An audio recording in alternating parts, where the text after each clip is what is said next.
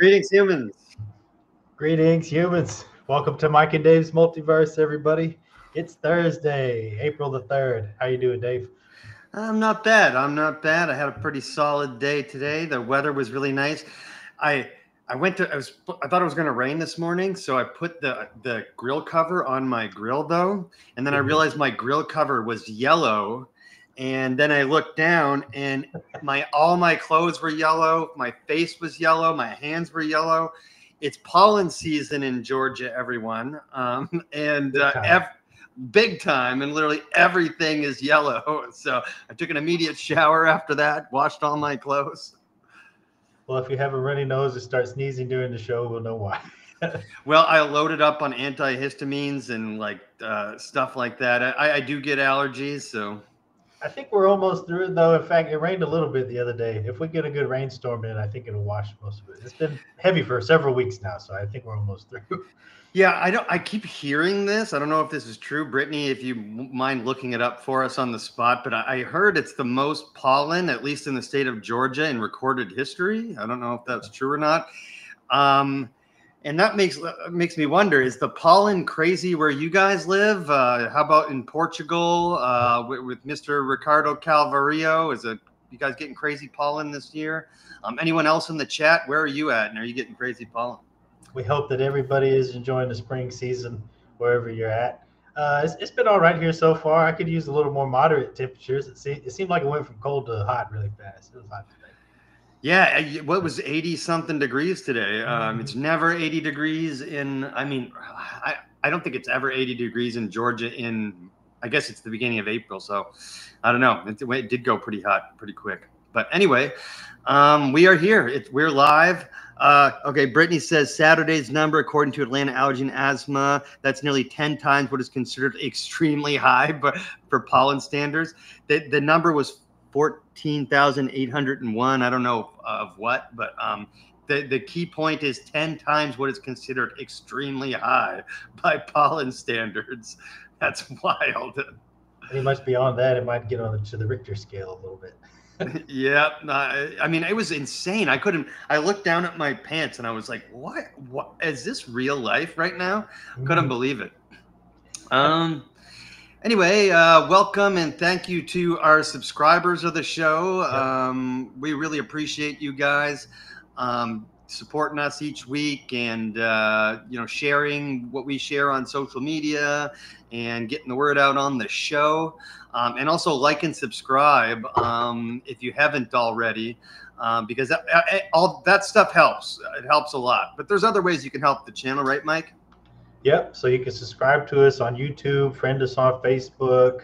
We're on Spotify, Rumble, and we also have ways to support the channel directly with Buy Me a Coffee. You can make a donation to us, maybe help us buy some upgraded gear and equipment. That's a pretty cool feature. Yeah, I like that. And, it just any little bit helps. We're not going to waste anything that's donated our way. We're going to use it to upgrade equipment or travel expenses to conferences. We're planning on attending Contact in the Desert as well as Cosmic Summit this year on our own dime to get content to bring for you guys and for us. So report back. To have a good time and report back to everybody. Yep. Brittany, go ahead and put that Buy Me a Coffee in the link. Oh, no, she's all over it. Never mind. I don't even know why Brittany's all over everything, so I don't even know why I need to remind her. We also got Via hemp products, shipping legally in all 50 states. Check them out and check the link that Brittany's throwing up there. And we are on our second month of Book of the Month. Who is Book of the Month this month, Mike? Book of the Month.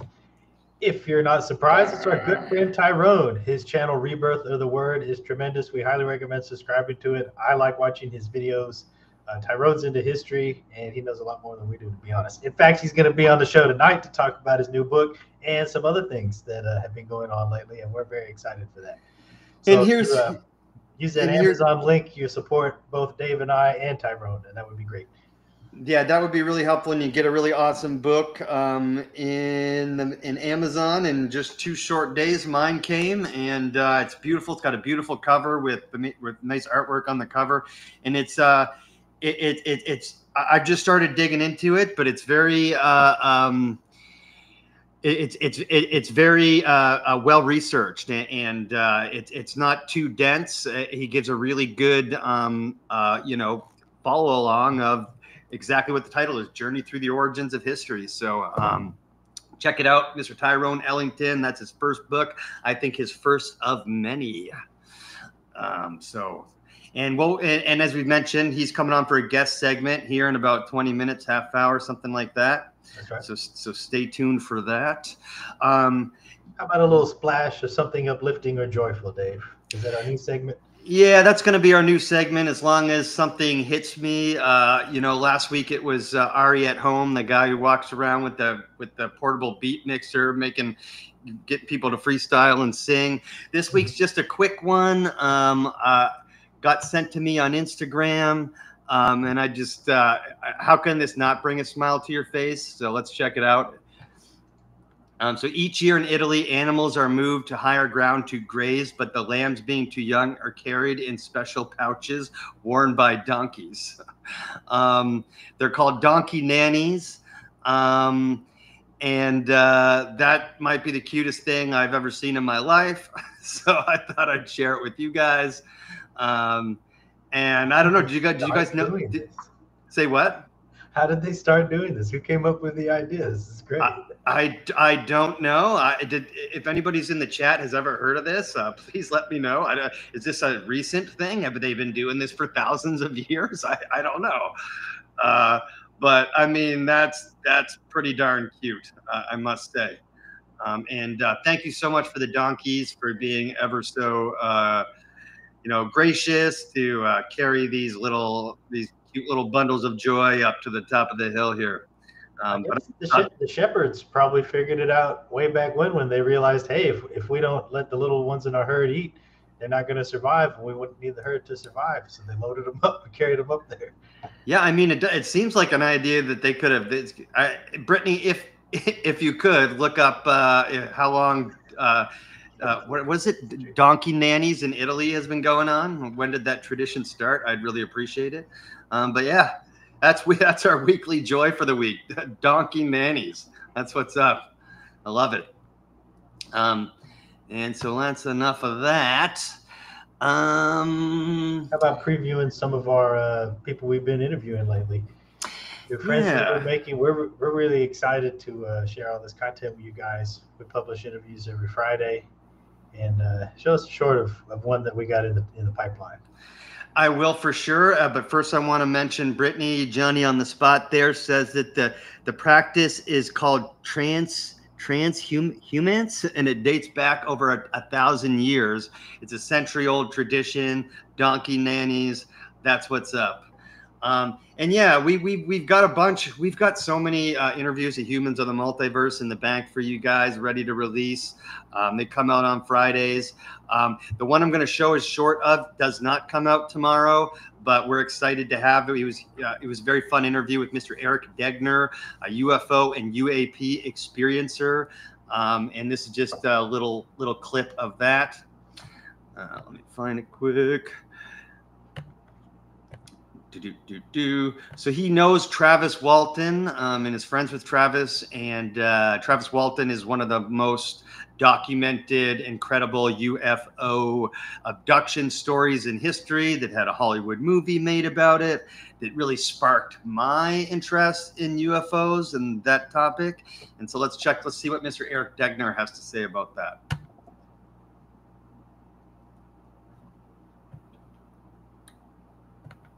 Oop, it's audio.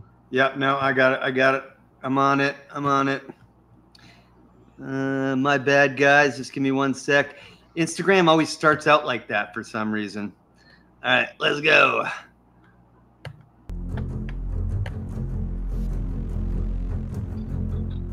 But you did mention in our conversation on Facebook that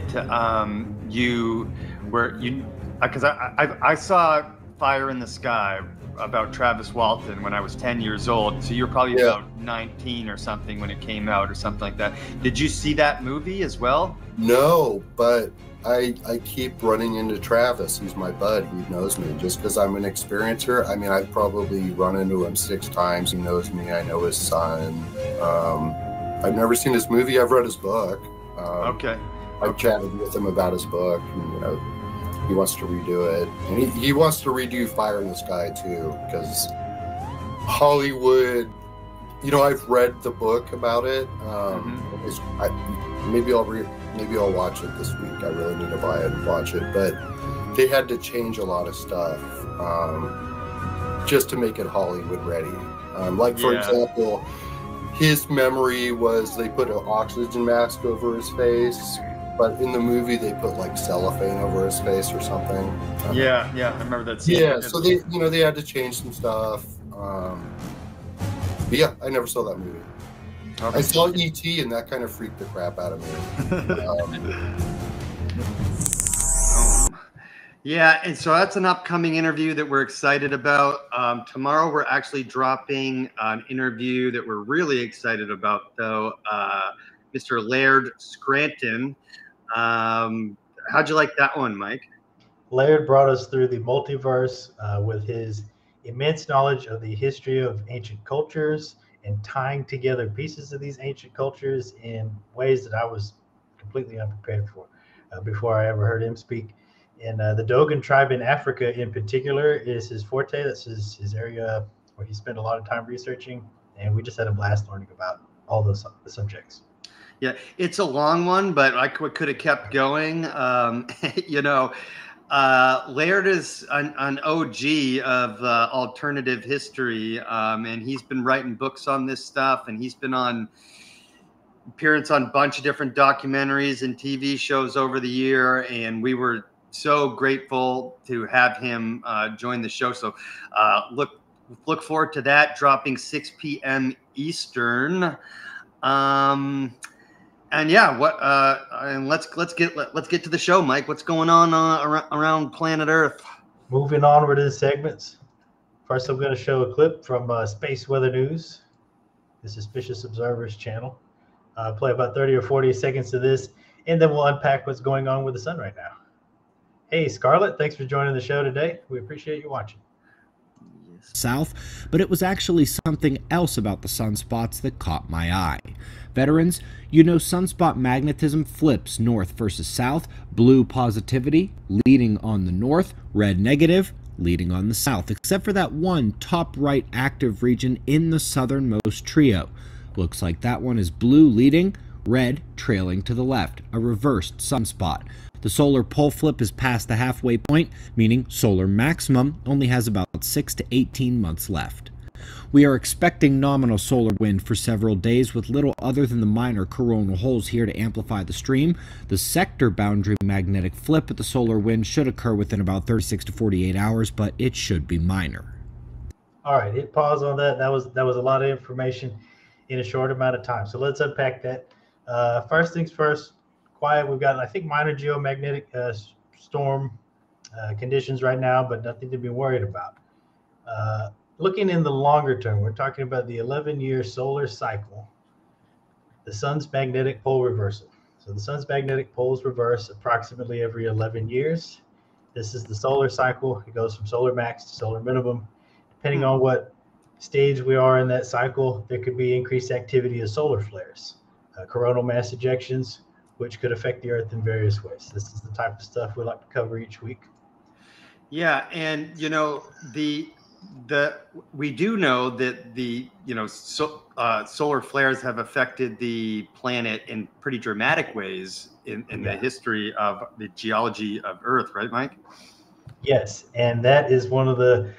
We're going to go further and further back in time on this one as we unpack it. So right now, we're just past the solar maximum, which means over the next several years, we expect to see a decreasing amount of sunspots and solar flares in general. But we're still in the area of upper activity as we start to descend. Now, remember on Earth, hurricanes spin one way on the northern hemisphere and the other way on the southern hemisphere.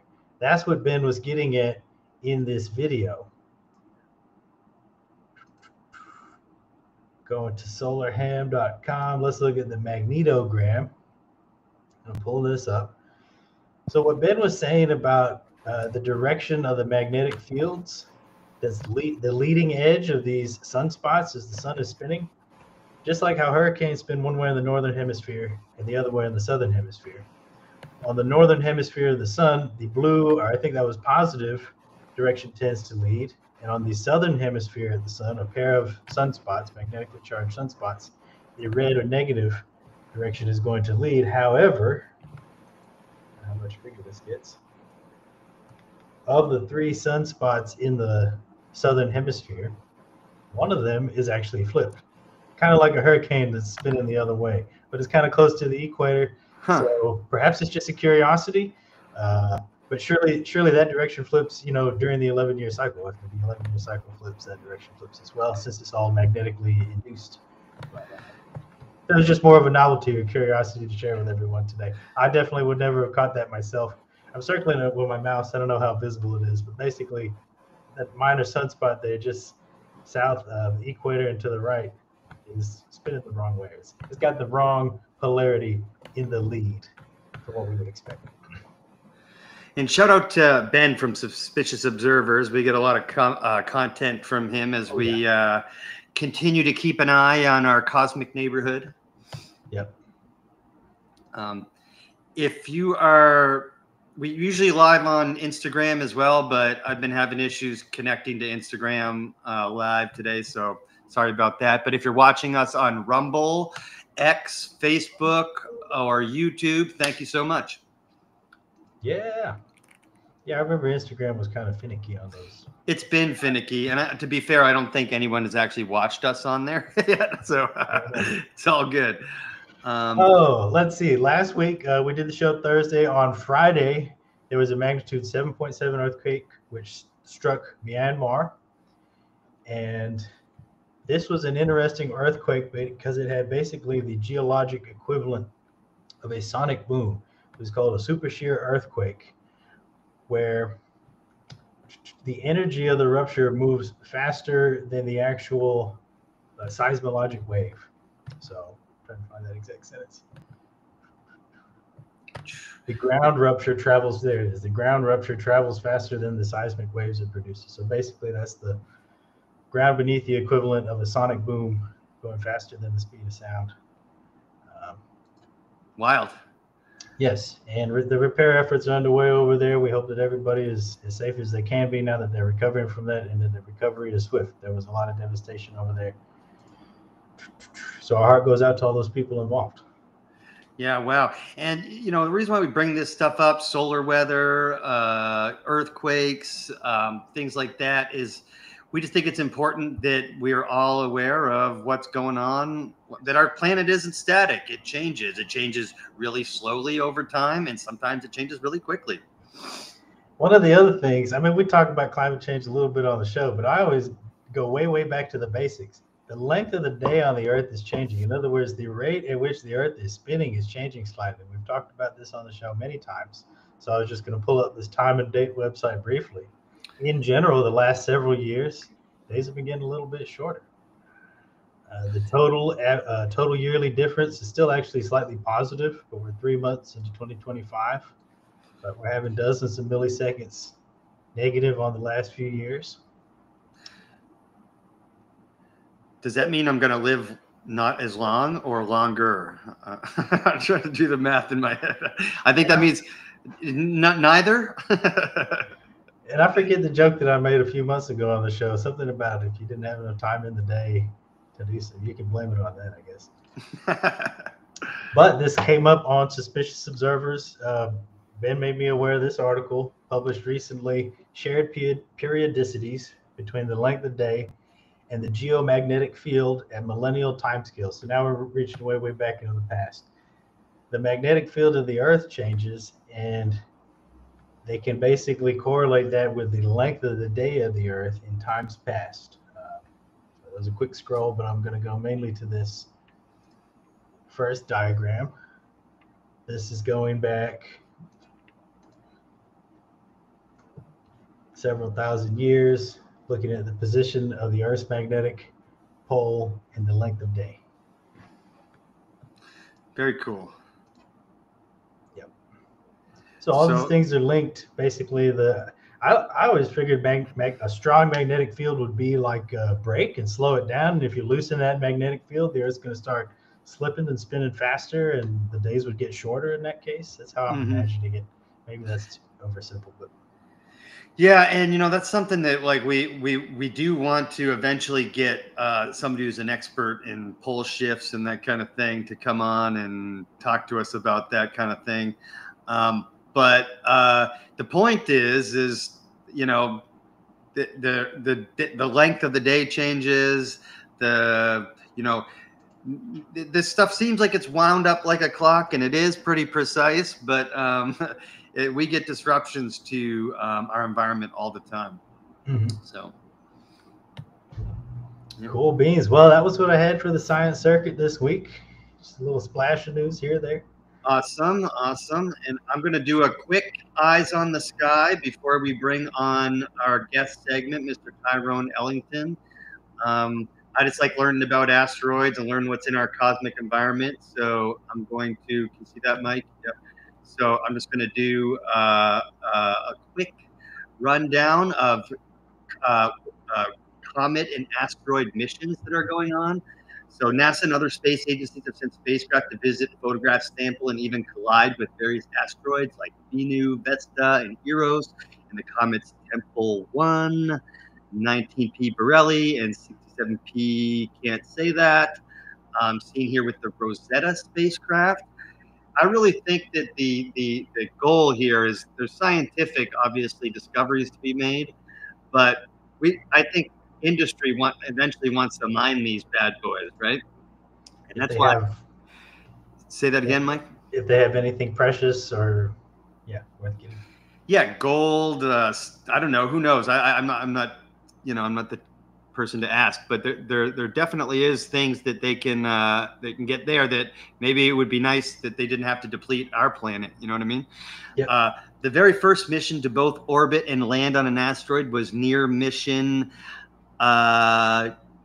Near Earth Asteroid Rendezvous, later named Near Shoemaker after the renowned geologist Eugene Shoemaker. The mission successfully orbited the asteroid Eros for a year and ended the mission by landing on the surface on February 12th, the day after my 19th birthday. Crazy. All right. Moving on. NASA has also sent several missions to study comets. On the 4th of July in 2005, NASA's Deep Impact mission actually collided with a comet named Tempel. The spacecraft Deep mission sent a boom, sent a washing machine-sized probe, the Deep Impact impactor, to hit the comet itself, and then flew through the resulting cloud of space debris to analyze the composition. The comet's nucleus had more dust and less ice than models had just suggested. I want to see that again. I wonder, Brittany, if you could look that up for me. Did the Deep Impact was a movie starring Elijah Wood about a comet hitting the world and ending civilization as we know it. Could you tell me if this spacecraft was named after the movie, or if the movie was named after the spacecraft, please? Just going to do a few more of these. They've got 11 slides. I'm not going to go through all of them, but the Dawn mission was the first to orbit an object in the main asteroid belt, as well as the first mission to orbit 2 separate destinations. Dawn spent over a year in orbit around Vesta from 2011 until September 2012. Dawn mapped Vesta's geology, composition, cratering record, and more. Yeah, they want to know what these things are made up of because it gives us more information about, the universe, the solar system, and then the universe, solar system, the galaxy, and then the extended universe. And also, we found some like super diamonds or something in there. Maybe we might want to go get those bad boys, right? Next up is Dawn then traveled to Ceres, which is the largest object in the asteroid belt. Ceres is still considered to be an asteroid, but was designated as a dwarf planet in 2006. So in the same category as Pluto. The spacecraft arrived in 2015 and continued to collect data until running out of thruster fuel. Dawn found abundant proof of water ice in the higher latitudes, as well as active geological features. Dawn remains in orbit around Ceres, but will eventually impact the surface. So I'll go through the rest of them, missions that we're working on in a later episode. But I just wanted to touch base with what's going on in the cosmic environment. And I also wanted to shout out to Mr. Pat Breeze, who's been a watcher of the show for several weeks now and been giving us lots of support. So thank you so much. And Scarlett, our newest fan, she's been watching everything as well. So thank you, Scarlett. I think Mike already shouted her out. And yeah, that's all I got. I think it's time for some knowledge. Yeah. I think. Let's bring Tyrone in. Go. You wanted or me? I got it. Boom. What's up, guys? How y'all doing? Good. How are you? Doing good. Welcome back to the show. It's always a pleasure. Hey, yeah, definitely. I'm over here taking notes on my Kindle Scribe. What you guys talking about? I got 2 pages full already. Cool. And I've been over here listening to y'all. So do you got a shitload of pollen down there too? You're near Savannah, right? Yeah. Yep. Every time I wash my truck, I got a black truck. Every time I wash it, it turns immediately yellow. But I love yellow because I love the scent. Ah, there you go. There you go. You don't have allergies, do you? I do, but I get Flonase. It seems to help. Flonase is my go-to. The ones that like the pills you take, they don't work at all. Claritin. Yeah, that or Zyrtec, all that stuff. If you hit up the Flonase like first thing in the morning, you're good. But once you're already plugged up, there's no Flonase going down. Yeah. How have you been lately, Tyrone? What have you been up to? What have you been working on? Man, I've been good, man. I've been working on my documentary.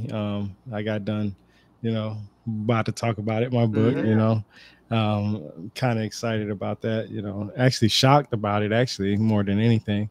But I do want to start a documentary. I bought that drone.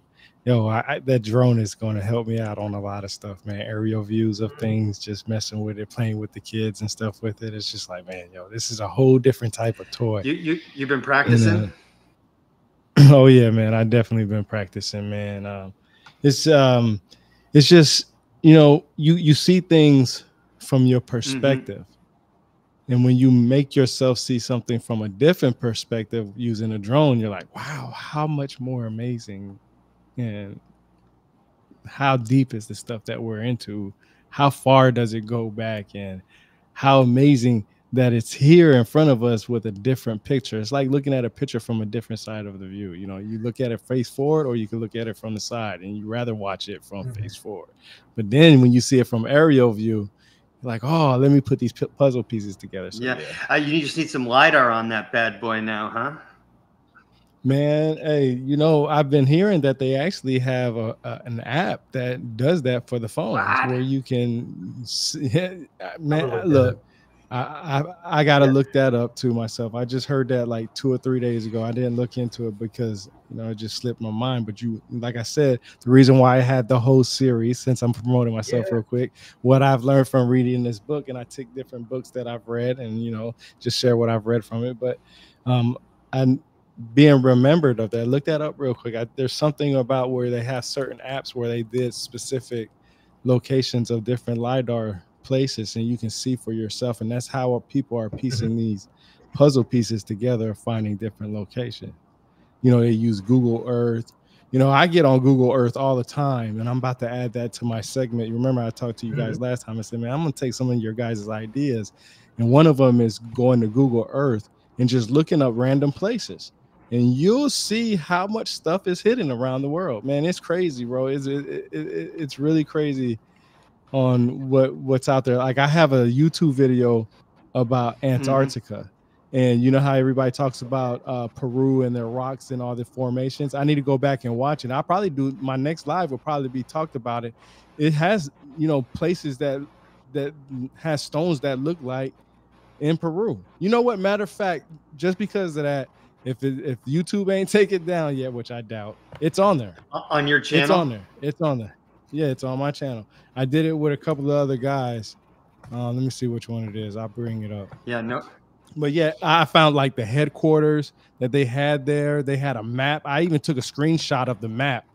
Of matter of fact, you know what? You know I don't like to make nothing up. So let me see. Oh, here we go. Let me. Yeah. Yeah. Where is it at? Pull it up for us if you can. Don't worry about. Just take your time. Yeah, that's interesting. I've spent some time doing that, playing around on Google Earth too. I flirted with having a segment on the show of like interesting spots on Google Earth, but I only did it for a couple weeks. It takes a lot of, you know, like you really have to spend hours and hours and hours looking and looking and looking. But it's interesting to see what people come up with, you know. Mm-hmm. Yeah, definitely. I don't know where it would be at, but I know I have it saved in here. Like it's on my YouTube channel. I have like the map. I walked around, you know, you can on Google Map, you can walk around or act like you're walking around and you can see it on there and stuff like that. Yeah, you know, people do this. People have been doing that with the Mars pictures lately. And you've been getting a lot of these like interesting geological formations on Mars. What's the name of the video Brittany's saying? She can look it up. She can look it up for us. Yeah, I'm looking up now because it's a different. There's two of them that we did. I gotta make sure I'm giving you. And Brittany also reported that there are LiDAR apps available on compatible Apple devices. They can be used to create 3D models and floor plans. So 3D models and floor plans. I'm not sure if it would still work if you strapped your iPhone to a drone and flew it, you know, over a burial mound. I'm not sure how well that would work. In a room, that's still cool that you can do it in a room with your phone, light detection. Well, it's definitely pretty close to like us being able to and do that stuff on our own, you know, like I remember watching a documentary on Disney Channel where it was like one of the first ones they did where the like mainstream LiDAR stuff where they're peeling back the layers of the Amazon jungle and finding highway systems and massive cities that they never knew was there and thinking, wow, you know, like this is the beginning. Now, like, our boy Tyrone's going to be doing that stuff on his own. You don't need Disney's budget for that. Well, yeah, it's interesting because, like I said, man, man, that's why I put everything on my YouTube because I have so much stuff on there that I just put on there real quick that I've learned. I did this with y'all know who Fear is, right? No. Yeah, Fear. Okay, yeah. Well, he's the other guy that I did it with. We did a little series on, well, not a series, but like a 2-part episode about some stuff, and I went through Google Earth, and I was just walking around, you know, just looking at stuff, and it's crazy because I'm having a hard time finding that video. I know it's on here. I think it's this one right here. No, it's not this one. But yeah, it's probably gonna take. I got like 80 something different videos everywhere and stuff like that. But it's just amazing that all this stuff is out there that we can look at that you'll have a hard time finding if you don't know where to look at. I love how you really go all in on this stuff, right? You're like, you know, like I'm gonna buy me a drone, and like you're getting into the practicing of it, and stuff like that, like because you're really following your joy, right? You're really following your passion, and I think it comes out in your work. Absolutely. Yeah, I really do enjoy this. This is like it really is just a passion of mine. I'm not trying to prove anybody right or wrong. I just want to know why you believe what you believe and show me where you will get that information from. And then I can go from there.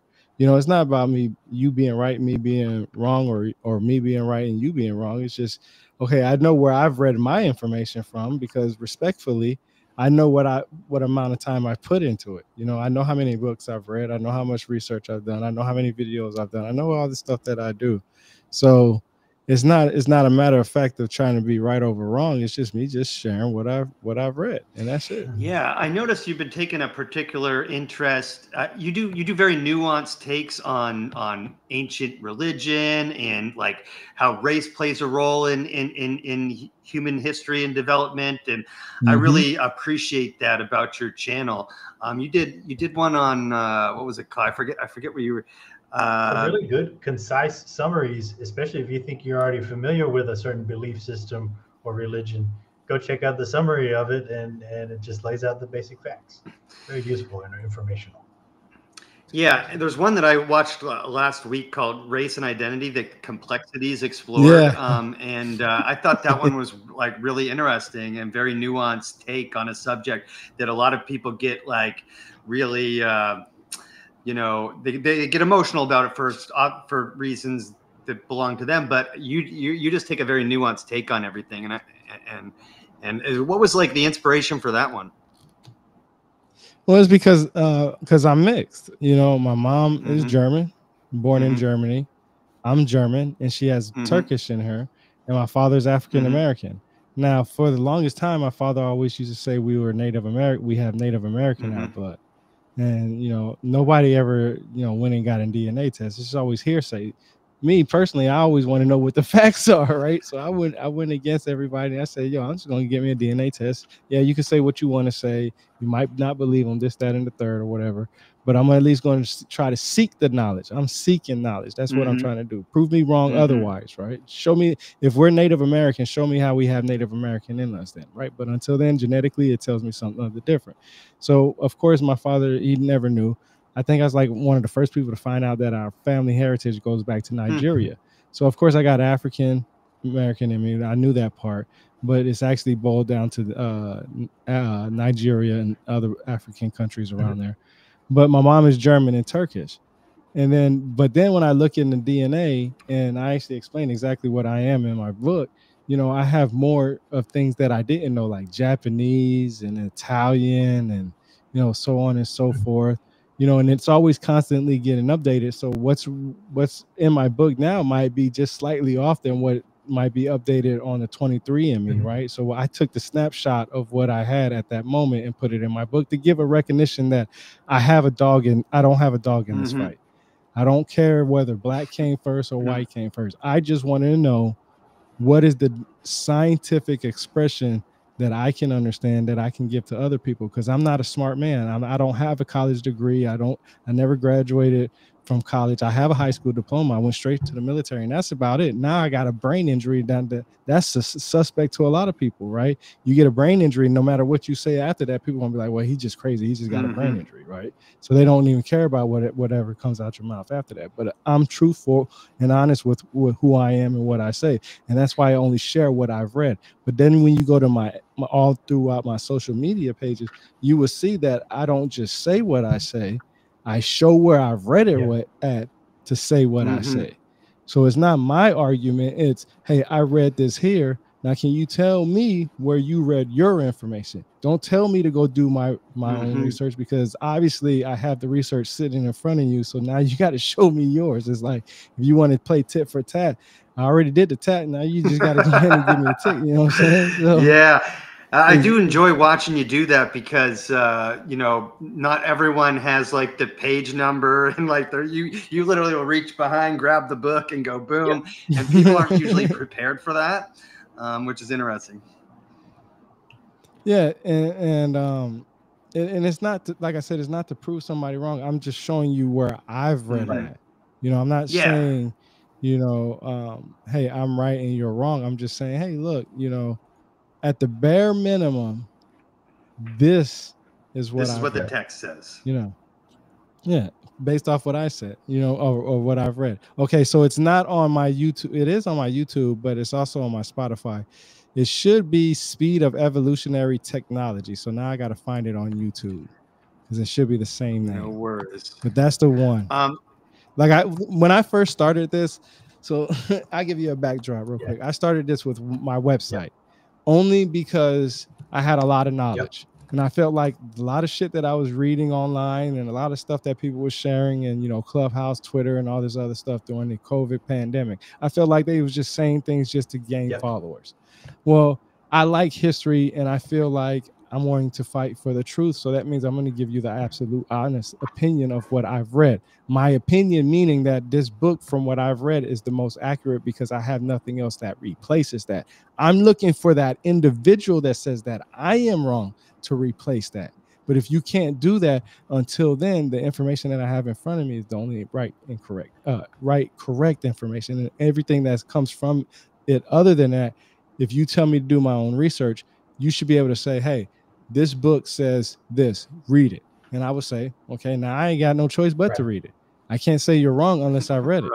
And that's what I do. In that subtle way, I read it. Not actually arguing with people. There's a difference between sword fighting and sharpening your sword. You're really trying to sharpen and find other people who are trying to hone and sharpen their blade. And that's different than just banging two swords together. So I really like that element of it. Okay, so yeah, it is on my YouTube. It's called Speed. It should be Speed of Evolutionary Technology, Episode 2. If it's not, then it's the first one, and I got to find that one. But I'm pretty sure it's the second. If you like, I can pull that up and screen because the share. first one is What Defines a Civilization, Episode 1, and that's when we did our first episode. Yeah, there we go. Yeah, that's when threw it on screen share. Would you like me to play it from the beginning? If you want, I can't tell you where it's exactly at, but if you scroll through those two videos, you will see that I've actually taken captions of Antarctica. Now, this is the thing. Listen to me. I have the picture somewhere through all my things. Because look, I'm not even playing. Close to the beginning. Hold up. Yeah. Let me show you something. So I'm old school. I have discs. That's what's up. Full of stuff. Look, I'm telling you, full of stuff. I take them all. We need to highlight these. Yeah. Shout out to compact disc technology. It revolutionized the way we deal with data. I've got a stack of CDs just like that in my phone. I'm telling you, I have a stack of CDs of stuff. That's why I say it's if I'm going to say something, if you put money on something and I know I'm 100% right, I will spend the next 24 hours of my day going through everything that I have. Everything. I'm telling you, I got hold up. I got mini discs on laptops. I got the big ones. I got the small ones. I got everything that I can possibly have to capture what I say. I have my YouTube channel. I'm trying to build up my Rumble. I have my website. If all this falls down, guess what? It's on my website. Yep. Love it. You're gonna have a museum ready. You're gonna have your own museum ready to open. And when you began with the website, was your focus initially on typing, like long form blog posts, series of articles, or how did you decide to shift into doing videography as well?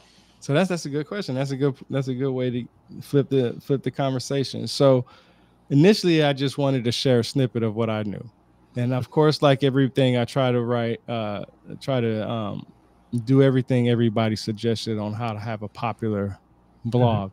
But I never wanted to be popular, so I just wanted the basics. How do I get the information out there? So I keep it simple, stupid. I was in the military. Let's keep it simple, stupid. That's what they used to say to me, right? So that's what I used to do.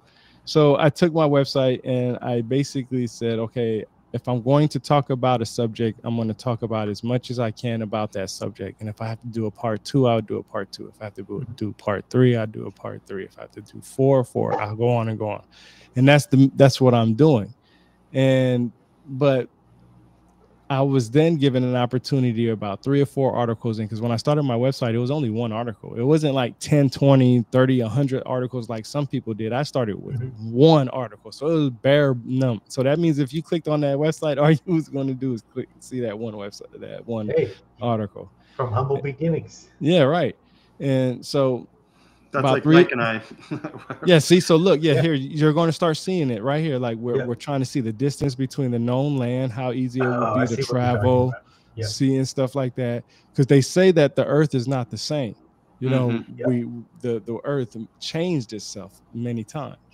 So, I was trying to get deep in it. I'm trying to ask. One of the things that I always learned in school that one of my teachers always said, when you're going to ask some questions, ask the who, what, when, why, hows. Mm-hmm.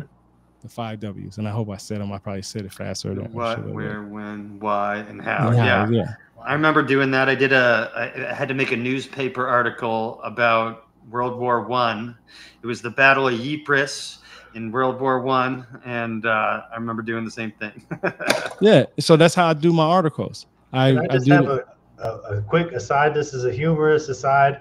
The business world, which I participated in, sometimes like to take this to the extremes, where they have not just those 5 W's, but the 5 Y's, where you ask the same question why 5 times. And I have literally been handed and had to fill out, unironically, a worksheet where we did the 5 Y's 4 times, and the paper had the word why printed 20 times on the page.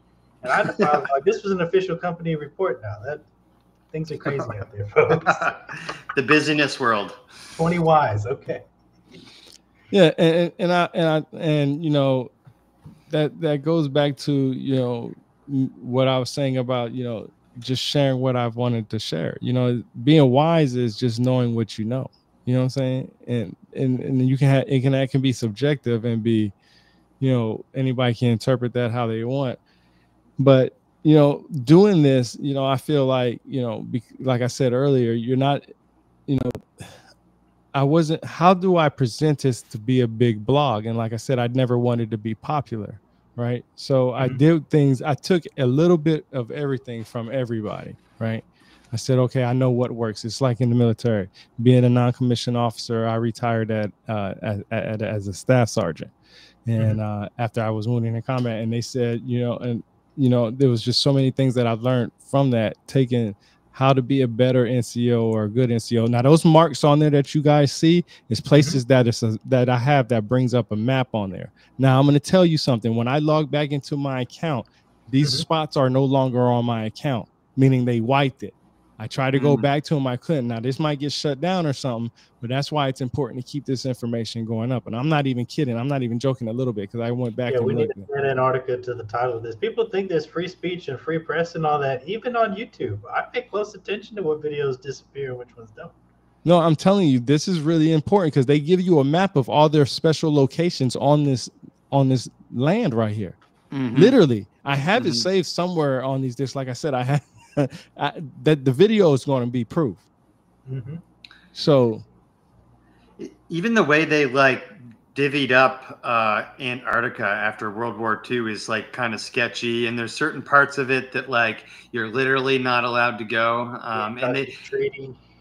Yeah, and isn't there a portion of it that's basically black or blurred out on Google Earth? Just always there's a spot in Africa that I was just looking at. I was reading something, a myth, right? Because now I've done, you got, and see, I love how things roll. I don't ever make anything up. So this is perfect.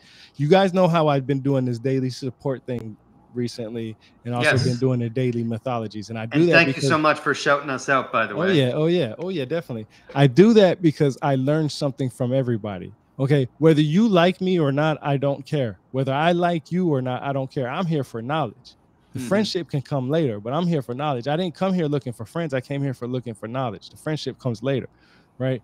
And I got to give a shout out to Lil Vibe, because his music is motivational. I know not everybody's into hip hop and certain types of music, but he has a hip hop vibe to his music, but he teaches in his music also, which helps me be able to play my music with my kids, because if they're in the car, he has a little cursing in there. I mean, who the hell doesn't watch? Both my kids watch Deadpool and Wolverine with me. You know what I'm saying? So, call me whatever you want to call me as a parent, but I was watching that when I was a kid. So the point is that the support is there, right? So you guys know I've been doing this, and shout out to people like Lil Vibe and you guys and everybody. I'm giving a shout out to individuals that helped me on my journey. I could have stopped a long time ago and did whatever I wanted to do, right? Yeah, shout out to my Uncle Don. He said he still has a stack of CDs with old PC games on it. That's badass. And Yeah, a little vibe as well. He's been super good to our channel as well, liking and sharing most of the stuff that we Yep. post and showing up on the show. And I think the plan is to bring him on one of these times as well. So stay tuned for that. Yeah, and that's good that y'all say that. And the reason why I say that is because all this stuff wouldn't be around if we didn't believe in each other. Like I said, you can dislike somebody. I'd rather be around people that dislike me because I believe they'll tell me the honest truth. You know what I'm saying? Yeah. You know what I'm saying? They'll make you think about, okay, well, you're just an asshole. Yeah, you're right. I am an asshole. How can I change that? Well, I can't. So are you going to accept me for who I am or you're not? You know what I'm saying? We all have that. We all have that. That's an interesting way to look at it, because if you're around people that you don't like, it highlights maybe reasons like why somebody might not like you, you know? Yeah. And there's nothing wrong with that. There's back together. There's over almost 8 billion, about 7 point something billion people on this planet. You're going to have people that like you. You're going to have people that dislike you. Be who you are and attract the individuals like you for who you are, and let everything else roll like water off a duck. You know what I'm saying? Yeah, I think that's what people have a hard time with. You know, like I had a what I would call an uncomfortable dialogue with somebody on Sunday, and I spent like 2.5 days like replaying it in my head and going like, I should have said this, I should have said that. You in the shower, wasn't in your armpits. Yeah, and I'm thinking, oh mother. But then all of a sudden it hit me. I was like, what am I doing? I'm literally wasting my time. I'm not going to say any of these things to this guy. You might as well said it. I'm that person that says it right there. Fuck. Well, I just got caught off guard, and I was in like a scenario where like it wouldn't have been appropriate to say how I really felt about what he was saying to me. And so I was like off guard. And then after I walked out of there, I'm like, and then I realized that, you know, like I don't know where he was truly coming from when he said what he said. I didn't have time to ask him a whole lot of questions. It wasn't a great. And so I just wasted my time, you know, like burnt energy for nothing. Burnt energy is right. Yeah. And that's why I say, if you don't say it then, why worry about it later on? And that's my problem, is that I had a problem where I used to worry about it later on too much, that I channeled it and said, why don't I just say it then? And I can explain from it after then. You know, if somebody truly wants to understand what I meant, you know, tensions always rise through it. I mean, we're history nerds, man. Think about that. Yeah. What's funny about that is how serious and caught up in their ego some people get about this stuff, right? Man, that's why I say, that's why I think that, you know, if I go back to the Royal Rumble days, you know, everybody's in the ring. The biggest, strongest, loudest, craziest person is going to win. Right. You know, and sometimes is going to be the person that is not strong mentally or physically, but just strong in knowledge. Okay, I'm just gonna let everybody do whatever they do, tire themselves out, and then I'm gonna come in there for the sneak kill. That's why the Hitman won 2 times, because he was smart, not because he was the biggest, strongest guy. I wonder if we could transition to you know, what the controversy going on right now in history that everyone's arguing about. The SAR scans and the Giza Plateau. Yeah, I'll talk about Giza for a bit. So I was playing through that video, but it was muted, and I was just mainly skipping to the Antarctica parts. No, that's cool. The other one is what defines a civilization. So part 2 is one of our discussions, and then the episode 1 is the one before that. It's the same cover, so you can't miss it. But one of them has the detailed stuff of what we did. If you want to pull that, is that one pull upable at this moment? Or yeah, they're both on YouTube. We're not in a hurry. Y'all can skim through that. Yeah, definitely. We're not in a hurry. Like you can see me going through a shack. Like I'm literally walking through a shack on some of them, and then I walk into another place, which is the headquarters. You see this like little coffee table and all this other stuff. Like it's crazy. I'm telling you, it's crazy. You see the rocks and everything that I was talking about, man. It's just amazing about what we see in there. It's just crazy. Like you're just like, why would this be here type thing. Are you talking like geometrical shapes and stuff like that, or what are we talking? Well, you know how they have the stones in, I think it's in Peru. I can't remember exactly. I think it's in Sacsayhuaman, they have those stones outside of where's Sacsayhuaman outside of the one of the cities in Peru. But either way, it's got those kind of like puzzle pieces type stones all fit together. Like it's like that. You mean? Yeah. Oh, that's wild because they have that shows up on every continent on Earth. Yeah. That type of stonework, and it's definitely human made in Peru. Yeah, I captured it, and I'm telling you, I've had the same accounts for the last few years, so I know it. They wiped this stuff. They had to wipe it. Like we did it. Like in the beginning, you'll see, me walking through a shack, and you'll see a map. I have the map somewhere. I just have to go through all these discs. But yeah, it's definitely on there. Yeah. Wait, is that it? How many minutes is that? This is part 1. It's 42 minutes. Yeah, it should be that. Yeah. Because just scroll ahead. I don't know if you can see the little preview. If it's not on there, it's got to be. It's on one of them. I'm telling you. Nope. Then it's on the second one. Here, let me see if I can bring it up. Yeah. I'll go back. I had that one pulled up a moment ago. Hold on. Let's see. Check out the chat if you're interested in any of Tyrone's videos. I particularly like his series, What I've Learned from Reading This Book, where he just reads a book and tells you like what he learned from it. It seems like a simple concept, but you really learn what Tyrone learned, and he does it in a bite-sized way that's very digestible. So that's so crazy. Hey, is this it? I found it. Sorry. Yeah, there we go. Yeah, there we go. Yep. My bad. Yep, that's it right there. Yeah, you see me walking through the little thing, and then so it's in that episode. It should be in that episode where the Antarctica. Map is up. It looks like it's on PlayStation or something. That's wild. Let's do that. Yeah, you can see who that is. Yeah, Terra I recently got introduced to an astrophysicist who has been to Antarctica, named John. John, if you're watching this channel to scope us out to Venice, thanks for watching. I hope you enjoy the show, and I look forward to speaking with you in the future. We're going to have you on the show one day, probably next month or something. And we actually did this live, so I had the screen record. No, I had OBS record this at the same time, because this is in the beginning phases of me trying to learn how to use these programs to share on X. So this was like a live event for X. So it's on my account somewhere also. So, but so this if you is just log back into Google Earth, you would not be able to find any of this. The reason, since you streamed it, captured it on video that day, is the only reason why we're seeing it. Wow. Yep. Like I did the the points of where it's at and stuff like that, and dang, they got global warming even in Antarctica. I can't even find it, man. Like it's crazy, and I'm kind of mad because I did a couple of points. Like I said, the map should be on there somewhere. The map should definitely be on there somewhere. Fear can back me up on this. Shit, you can ask MVP Pro, the other guy. Yeah, this is somebody at a chemistry lab down in Antarctica. Yeah, we did a whole episode on it.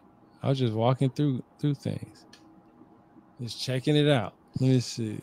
Shout out to the intrepid explorers and researchers who go out to Antarctica for extended periods of time to do scientific research for us. Yes, we want to learn more about that. We can't wait. Yeah, it's amazing about how much stuff is out there, how much information we have out there. Okay, here we go. Boom! I got the map right here. I told y'all I'll be having it, boy. Let me screen share this. I know I be having it, man. I don't be playing about what I know. It's gonna be crazy though, because I can only take a picture of it from its view. But that's what I took when I was inside their headquarters. I swear to God, I don't have to lie. I don't have to make up shit. It's in the video.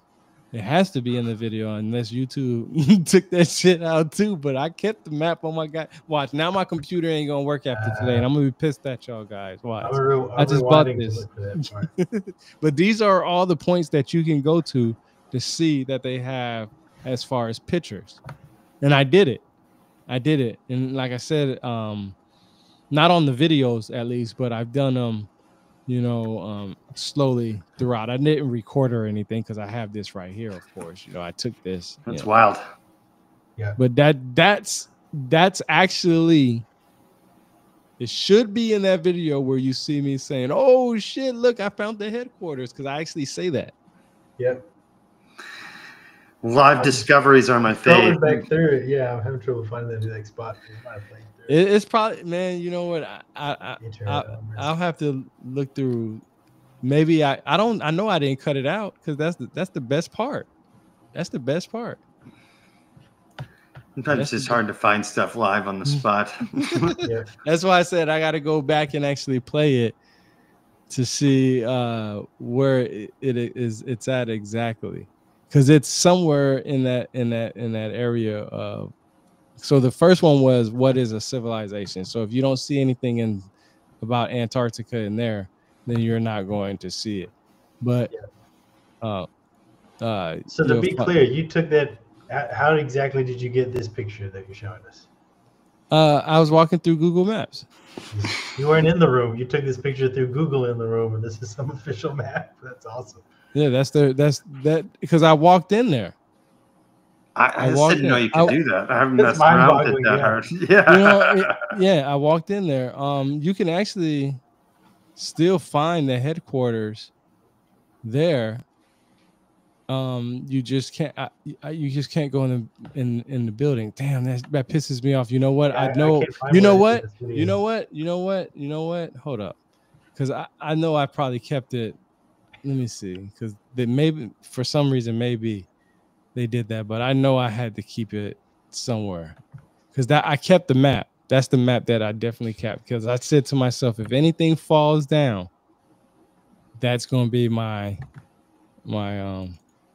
go-to. And I got a lot of videos. Figure out what all the points are on this map. I did have a live SpaceX launch that was going to be going off around now, but they just found out they pushed it back 2 hours because of atmospheric conditions. So we're unlikely to still be on the stream for 2 hours. No, possible, but unlikely. I hope not. I gotta. I can't sit in this chair that long. I think they said around 9 o'clock. So, man, this is crazy, man. Because I'm telling you, I wish Fear was listening right now. He knows, he was there. He witnessed it. It's unless it's another episode that I'm not paying attention to. It's definitely on there. Let me see. I wonder if Instagram ever allowed me to go live. No. Oh well, forget it. Sorry, I couldn't find it leading into that picture, but that was pretty cool. Going through looked like a lot of wooden huts, wooden structures. Yeah, I thought that was pretty neat. I honestly didn't know you could do that. This picture is wild enough for me as it is. I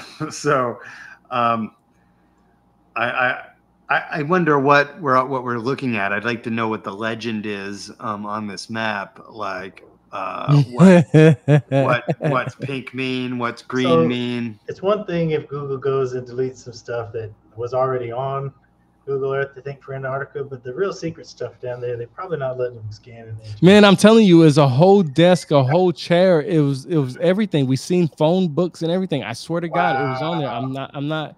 I'm not making this up. Like I promise you, it was on there. And I'm telling you, we went through it, and it was pretty interesting because I was like, man, nobody's gonna believe this. And I've been posting it for years, and nobody ever took me serious on it. And now that I'm able to at least show the bare minimum of the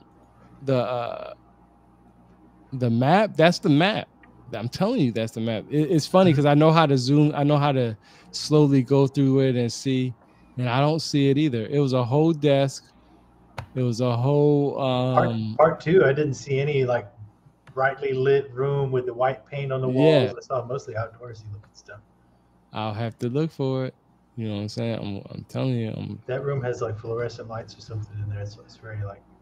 Yeah, cause wait, okay, so it says to be continued. So did we do another one? Was or there a did part we? 3? I don't think so. I do so many videos with so many different people. Let me see something. Let me go through my files. Let's see. Let's see. Where is that launch supposed to take place, Dave? I can tell you real quick. They're targeting Thursday, April 3rd, Falcon 9 launch of 27 Starlink satellites into low Earth orbit from Space Launch Complex 4 East at Vandenberg Space Force Base in California. Vandenberg, yeah, that's Space Force. Yeah, I always forget Space Force is a thing. But the liftoff was targeted for 6:02, but it was pushed back. They said backup opportunities at 7:38 p.m. So the latest they can do it is 10:38 p.m. here, which is 7:38 Pacific time. So they may not get to do it. But we'll show it to you next week. I think that's the first time we would have showed something from Vandenberg Space Force Base, huh? Yeah, I thought the launches we've shown previously were from Florida base. Yeah, there was Kennedy and another one that we've showed. So, but we do like to show those. I know Mr. Musk is in trouble in different areas from certain people for their own reasons, but it's not about politics here. We just like showing human ingenuity, and he's the guy when it comes to that. And I just like human space flight. The burgeoning industry where we're going to be mining asteroids. We're going to have people on the moon and Mars. The 3 of us will probably be dead, but maybe not. I don't know. That's after we join the Galactic Federation.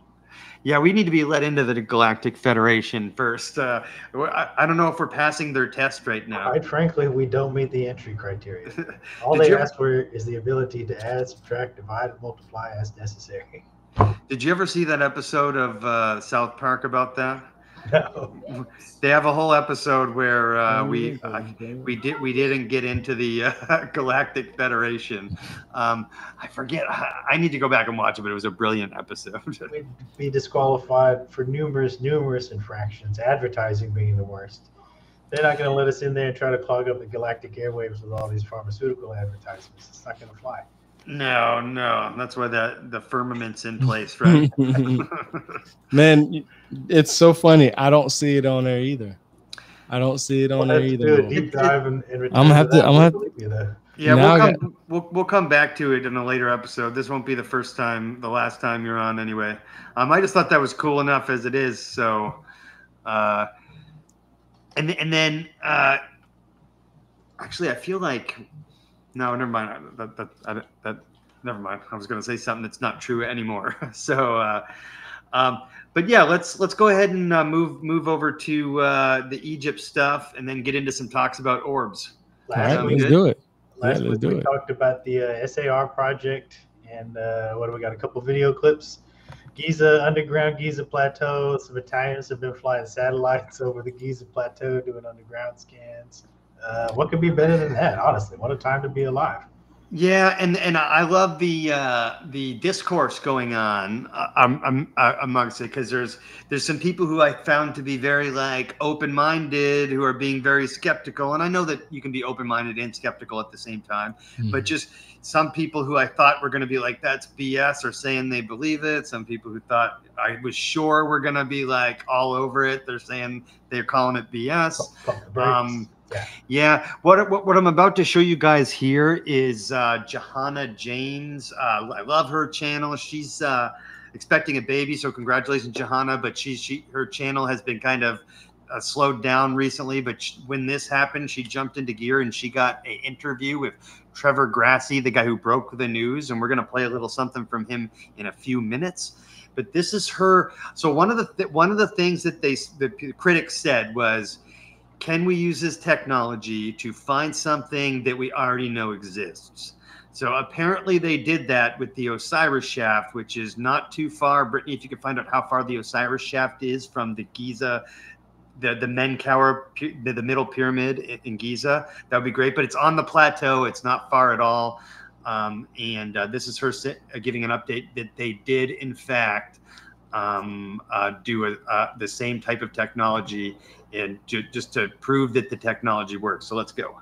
Right, lads, I've got an update on the SAR pyramid. Right, lads, I've got an update on the SAR pyramid Giza scanning project. Last week, I got to interview Trevor Grassi, he's a YouTuber, and he was the one that first posted the abstract of the Italian conference. If you're following the story, you know what that is. I got to interview him on my YouTube for about 45 minutes. Interestingly, when we were talking about all the scans and how we could verify the scans and what work that we'd need to do next, Trevor suggested that the best way to do that would be for them to scan an already established archaeological site like the Osiris shaft on the Giza Plateau, and if they could show that the scans could accurately map the Osiris shaft, then that's like an indication that they could accurately map other things too. Well, apparently that's happened, and I'm going to show you. So according to an announcement from the original team who scanned the Khafre pyramid, they said they have scanned the Giza Plateau with the Osiris shaft, and they can show not only the accurate levels of the Osiris shaft, but also the fact that it continues down even further, and there appears to be other levels and other things going on at deeper levels to the Osiris shaft. So that's a big claim. It's a big claim. But they also said that what they're in the process of doing right now is handing over the data and the software to an independent team so that they can verify all of these massive claims. So that's going to be really interesting, because if a completely independent team can replicate their results, then we're starting to get to science. Very exciting. Just quickly, if you didn't know what the Osiris shaft is, it is a well-documented, really deep 3-level underground structure that is found just off the causeway in Giza, opposite very near to the Sphinx, and it was between the Sphinx and the Khafre pyramid. So interesting. It's that it was found in the 90s, I believe. Or I think people knew it was there before then, but it kind of was announced to the world in the 90s. I've been down there myself. It is incredibly spooky. It is incredibly deep, and it's evidence that there are shafts and chambers and things that are underneath the Giza Plateau that we know of. So the claims that there could be more, in my eyes, I think it's more likely that there's going to be shafts and tunnels that we don't know about than that there's nothing. If that makes sense. Anyway, super cool. Again, we wait the results of yet more tests. I love Johanna's enthusiasm about this stuff, and I really appreciate someone like her being in this space, because she just brings a lot of fun to it. She's just joyous. But I have the same takeaway as her, you guys. So we get two things out of this. One, we know that the technology can be used to identify things that we already know are there. And the fact that there are shafts like the Osiris shaft, tells me and says to me that it's not too far out of the realm of possibility that there's a bunch more. But I don't know. What do you guys think? It at least tells us that the newly published scan data is not completely and totally bunk. It's saying, okay, this technique can be used. It can produce imagery that's similar to something we know that exists. It doesn't look exactly like it. It doesn't clearly, elucidate all these little chambers off to the side or any of that. But you can tell something's down there, which means if you look somewhere that you haven't looked before and you see something similar, you may not know exactly what, but it's a sign something's down there. So. Yeah, I agree. As far as taking that and moving it to like the 3D models that we showed last week and that they were showing the last 2 weeks, it's kind of hard to do. But I did, however, find a guy who is Italian and watched the 4-hour presentation of the data at the conference in Italy, and he wasn't too impressed with the conference. We got a screen share. We got a screen share from Tyrone. What do we got going on here? Found it. Are you sharing screen, Tyrone? About to be. I'm trying to bring up this book for you guys. Hold on, because y'all was mentioning. Can y'all hear me? Yes, I got you. Okay. Yeah, I'm trying to bring up this book. Here we go. I wasn't trying to interrupt you guys while y'all were talking. Oh, you're good. This is the book that so you guys know about the scans and the individuals that did it and stuff like Corrado that. Malanga and Filippo Biondi. These are the thank you. Actually, this is quite relevant. Yeah, that's why I brought it up. I'm not sure if it's an English version, but they do have a book. You guys know me, I like books. Oh yeah. So they actually have how they come up with their theory. Now this is the thing. And like I said, I didn't want to interrupt you guys, but no, you're right on target. Right on target. You know, these guys have PhDs in these fields. Their expertise is to do things like this. Okay. Anybody that counters them, I would hope to expect them to have the same knowledge that they would have, meaning that they have the same PhD, the same expertise. Now, I also know from a person from my perspective who wrote a book, Journey Through the Origins of History, you know what I'm saying, that went #1 in bestseller for over 30 days. It's still top 100 in Amazon. I know I said earlier, I don't have a college degree. So most people are going to look at it and be like, well, that dude doesn't have a college degree. How does he know what he knows? But I just share what the individuals like this person has. So when it comes up to it, I'm going to buy this book and I'm going to translate it in my own way. I'm going to go through Google Earth and type in exactly what it says in their language and read it that way. Yeah, it's going to take me time to do it, but that's part of me seeking knowledge. It's not always going to be easy. And this is the type of work that I do.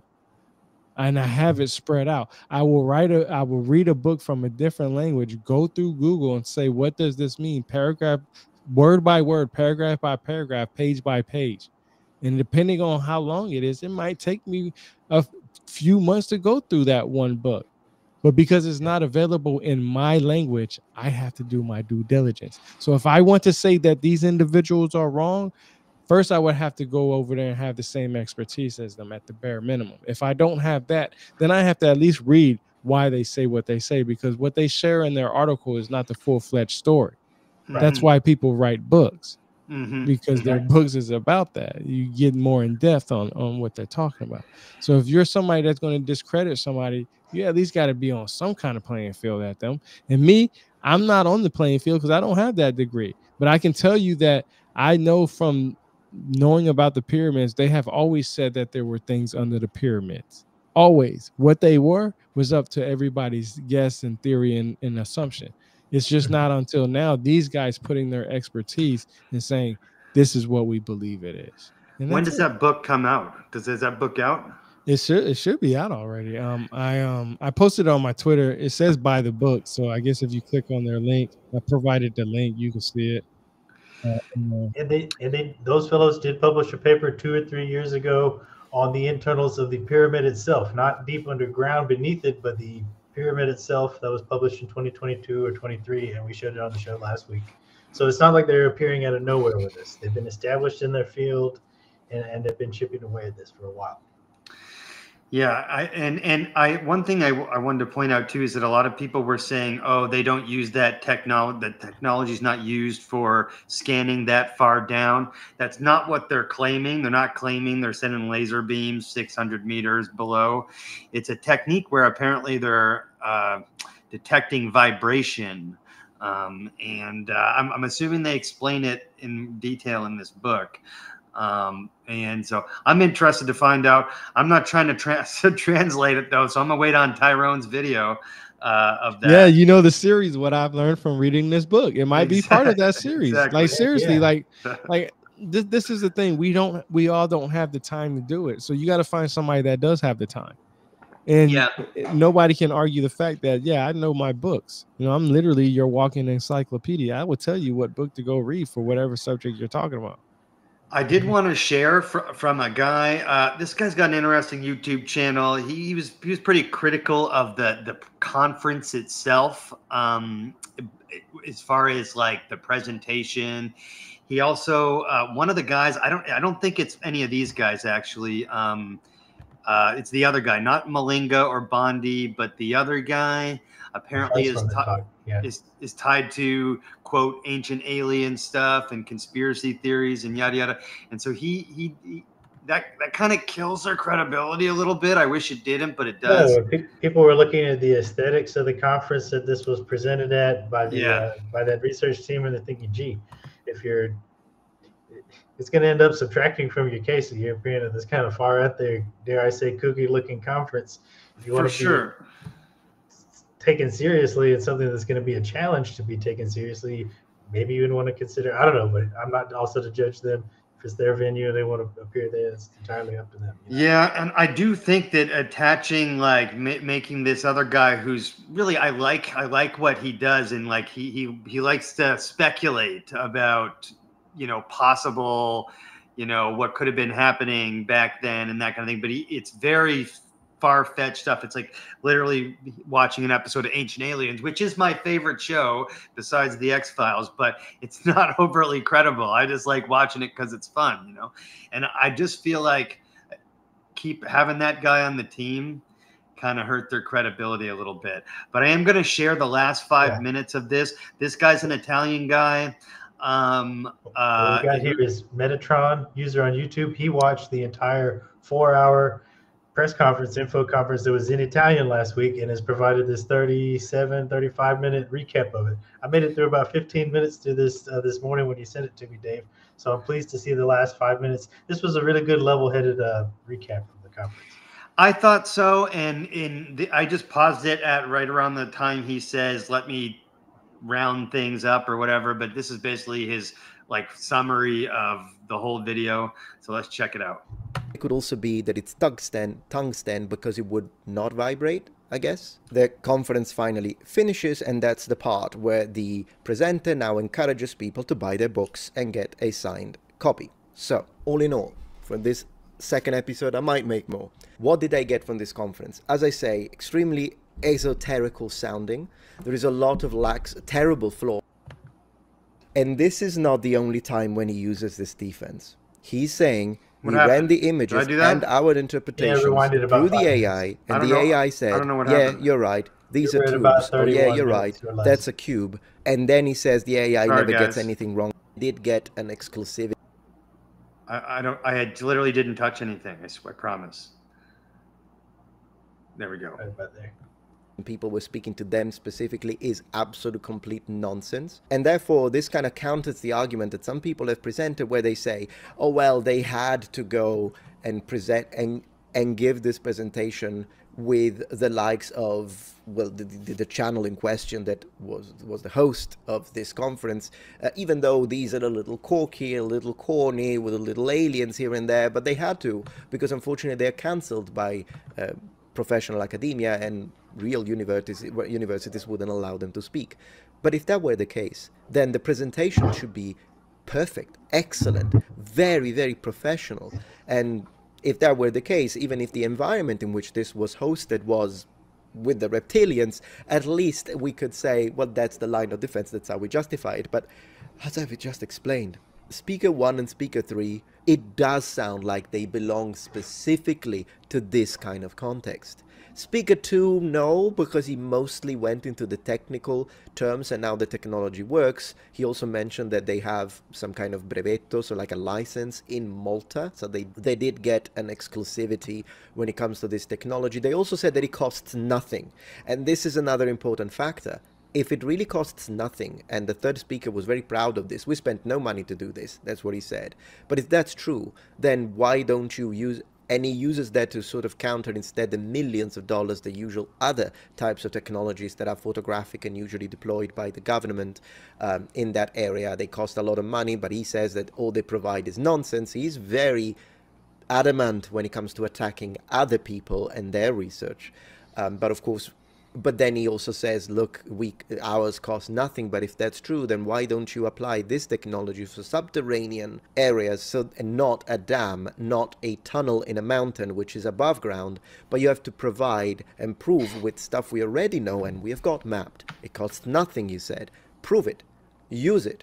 Show us that it actually works underground in possibly similar situations to what we would find underneath the Giza Plateau. So also, once again, how you have to explain to us why water shouldn't interfere with the findings.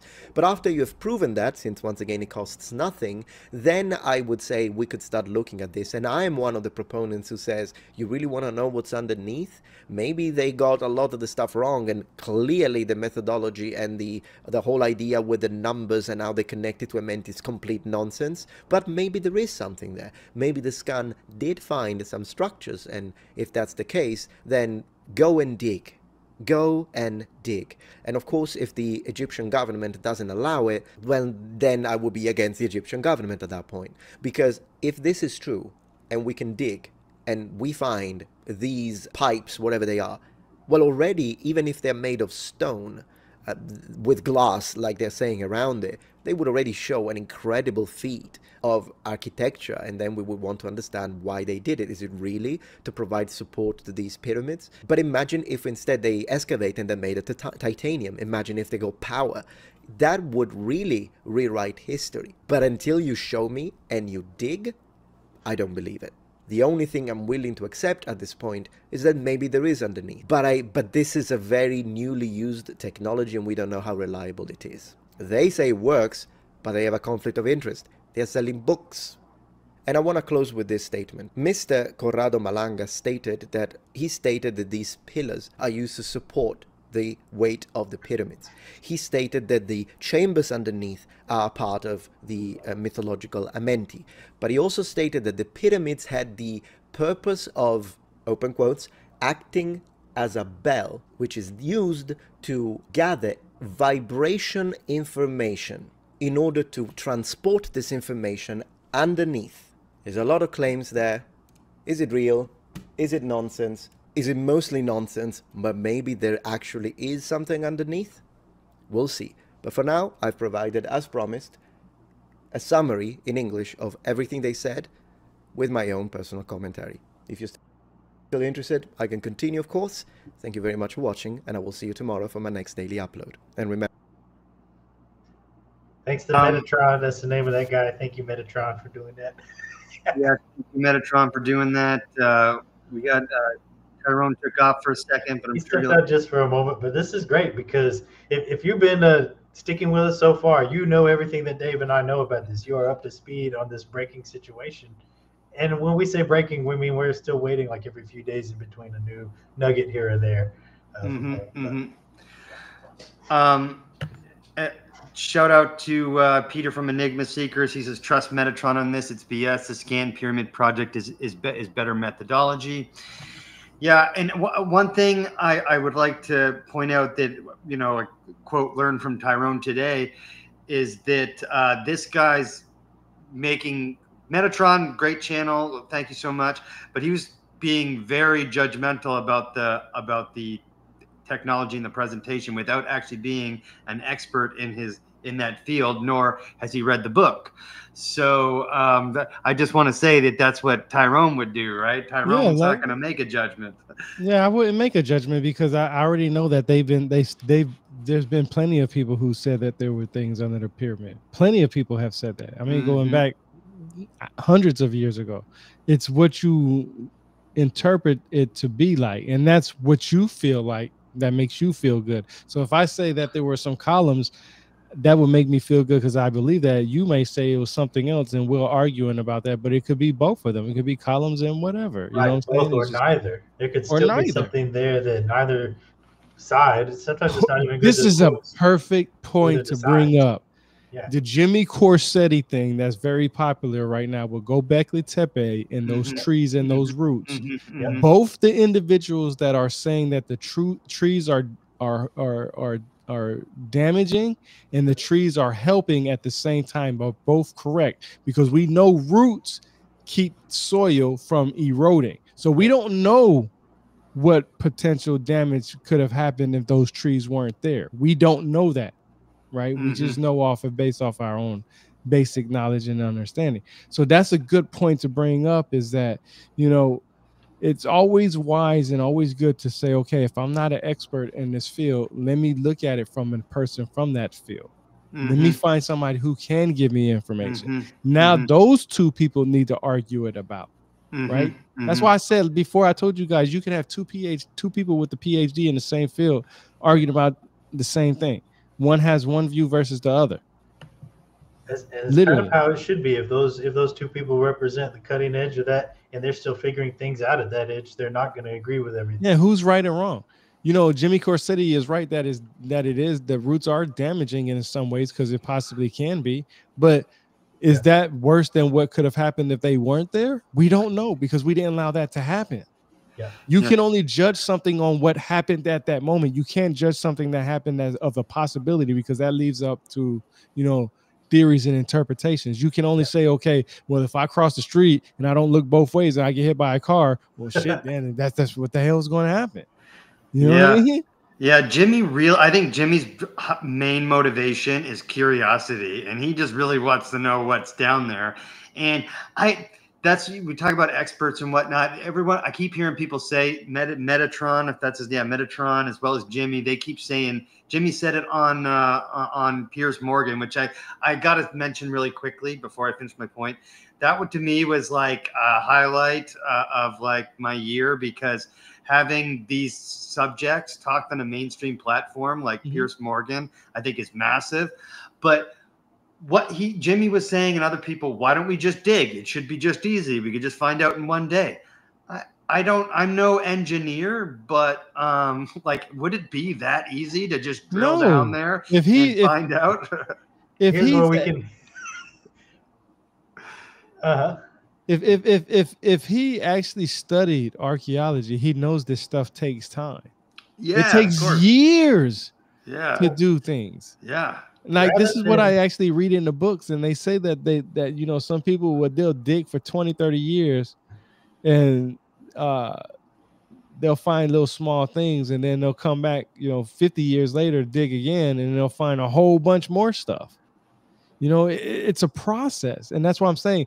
That's why I feel like people like him, I feel like, okay, you're going after one person. Why not go after the whole crew, including the college, the academia, and everybody behind that? You can't pick who you want to fight your battle for. The poster boy is the poster boy. They're going to do what they got to do to survive. Right? Now, when it comes to the scientists, I will say scientists can be legit, credentialed, authoritative in their field, and still get sidetracked for years or even decades on a pet project. It happens to people that can get obsessed with something. These Italian guys might be experts in satellite telemetry, electrical, you know, electronics engineering, and all the above. But if they've also got a lingering passion to prove that there's something going on in the Giza, maybe that's why they're also spending some time when they're trying to publish articles off to the side. So it happens. That's when somebody's trying to prove somebody right over wrong, versus just sitting there trying to get the information. We know there's something under Egypt. What it is up to everybody's interpretation. Why not work together to figure that out? You're sitting here arguing and putting money towards against each other, trying to figure out who's right and wrong. It's like the National Treasure movie. I go back to that every now and then. The second one, remember when both the guys wanted to find the treasure and find the actual gold and this, that, and the third, and they was fighting each other for it? Put your resources together and find it together. There's enough gold down there that could have made everybody happy, but you fighting together each other makes no sense. So it might be a lot easier to just dig or climb down there yourself, sort of burrow underground, than dig up the whole plateau. And where are you going to put it after you dig it up? Looping back to the beginning that we started with Trevor Grassi, check out this 2-minute trailer by Trevor Grassi crawling underneath the Giza Plateau. Is this the Osiris Shaft or the Giza Plateau? This is, it just says Giza Plateau. I forget what I said earlier. Yeah, and remember, Trevor Grassi's the guy who broke the news on the SAR radar. Before you press play, it's one to put Enigma Seeker up here. Keeping the pillars buried preserves them. There's a physical evidence on the caps on the T pillars being far more eroded than the buried portion. Just Very like true. The head of the Sphinx. Yeah, that's what I'm saying. That's what I'm saying. Like we don't know exactly what the roots. We know the damage that is doing now. We don't know what the damage would have been without it. And the trees are a mixed bag. In the short Yeah. term and at a certain depth, the roots are going to hold the soil together, preserving anything that's buried Yeah. far underneath. Old trees, which those olive trees are not terribly old now, but the older the tree gets, as the roots grow deeper, it could damage structures. And later on, when archaeologists do dig it up, they're like, everything's been torn apart by roots slowly underground. So But it is a hit. Plus, Yeah. It seems like Scarlett agrees with Tyrone. It's a process. She says we just need to be patient and give them time to gather their data. It just happened, and it literally did just happen. So yeah, I'm not sure. I always have to check my bias, and I do this on almost every episode, is I want to believe, I want this stuff to be true. And so I check myself on that all the time. Like I get excited, like, woohoo, maybe there's a, and I let my mind wander, but I don't make any judgment right away, you know? I'm comfortable saying that I'm fairly certain there's more underground in that area than we know about today. Because the opposite of that would be, I'm not comfortable saying we know everything there is to know, every square inch. For sure. I hope the Italian gentlemen are on the right track, but I'm not going to put 100% full faith behind them, maybe until I know more about the technology. But that Osiris scan was promising. I want to better understand the limitations. Like Peter was saying, it can't keep going down and down and down. You're inferring on top of an inference, on top of an inference, on an echo when he gets down that low is essentially what's going on, I think. Yeah. Go ahead. I wonder, this is the thing. We know that the structures and what's under the pyramids have always been a mystery. We know that. The problem is if their scan captured that, if that's an actual scan from the whatever equipment that they use, that's no different than somebody going to Grok or GPT to find a freaking quick ass answer. If the evidence is there, you just got to dig deeper into figuring out what it is, because the scan is, because I know technology today is using AI for a lot of stuff. I know, and depending on what you consider AI, that's, Photoshop in its earliest stages could have been considered AI. So yeah, I just hope these guys are honest and they're not grifters. If they're making an honest attempt at, like, making a discovery and they're wrong, then fine. But if they're just trying to sell a book like Metatron suggested, that's a little frustrating. So you know how to prove that person wrong? Having somebody else go there and do the same exact scan using the same exact formula, the same exact methods that they use, and then you can argue that point. That's what science is about: is being able to repeat the what is it? The methodology, the method, to see if it happens again, and then see how many times. That's all they have to do. This is where the mainstream academic institution has to step up to the plate, and some other scientists have to be willing to step up and at least say, hey, we're going to try everything the same way. It'll either put it to bed or it'll keep it alive. That's all they have to do. And you know how simple it is for people to get on streaming? I mean, we're streaming right now live. You don't have to hide anything. Stream straight up. So let everybody see it from an unedited version. I'm pretty sure Johanna said, and I don't know where she got that, but in that video, she did say that they're giving it to third-party, independent, corroborating team. So we can wait for that, I guess. But yeah, it'll be really interesting to see what other people think about that technology. I guess if we're still talking about this particular wrinkle in the Giza situation in a few months, that'll be the tale. If this quiets down, this has been 2 weeks that we're covering it now. I think it broke 3 weeks ago while we were on spring break. But you know what I want? Yeah, I just want somebody to take the same type of equipment that those people said they took down there and do the same exact thing and prove it stream that it can be done. I think that's the next step. That literally should be the next thing that should have been the step that should have been. Hey, it's the weekend. Let's pop this up right now. I ain't got nothing else to do. They should have done that before they made their announcement, to be fair. But see, that's the thing. They went off of their research. It's no different than me when I say, hey, I read it in this book that this is the information. It's up to that person to take that same book, read it, and then come up and see for us to have a discussion. So that means if somebody that wants to discredit them, take your little happy ass up over there and do the same exact scans.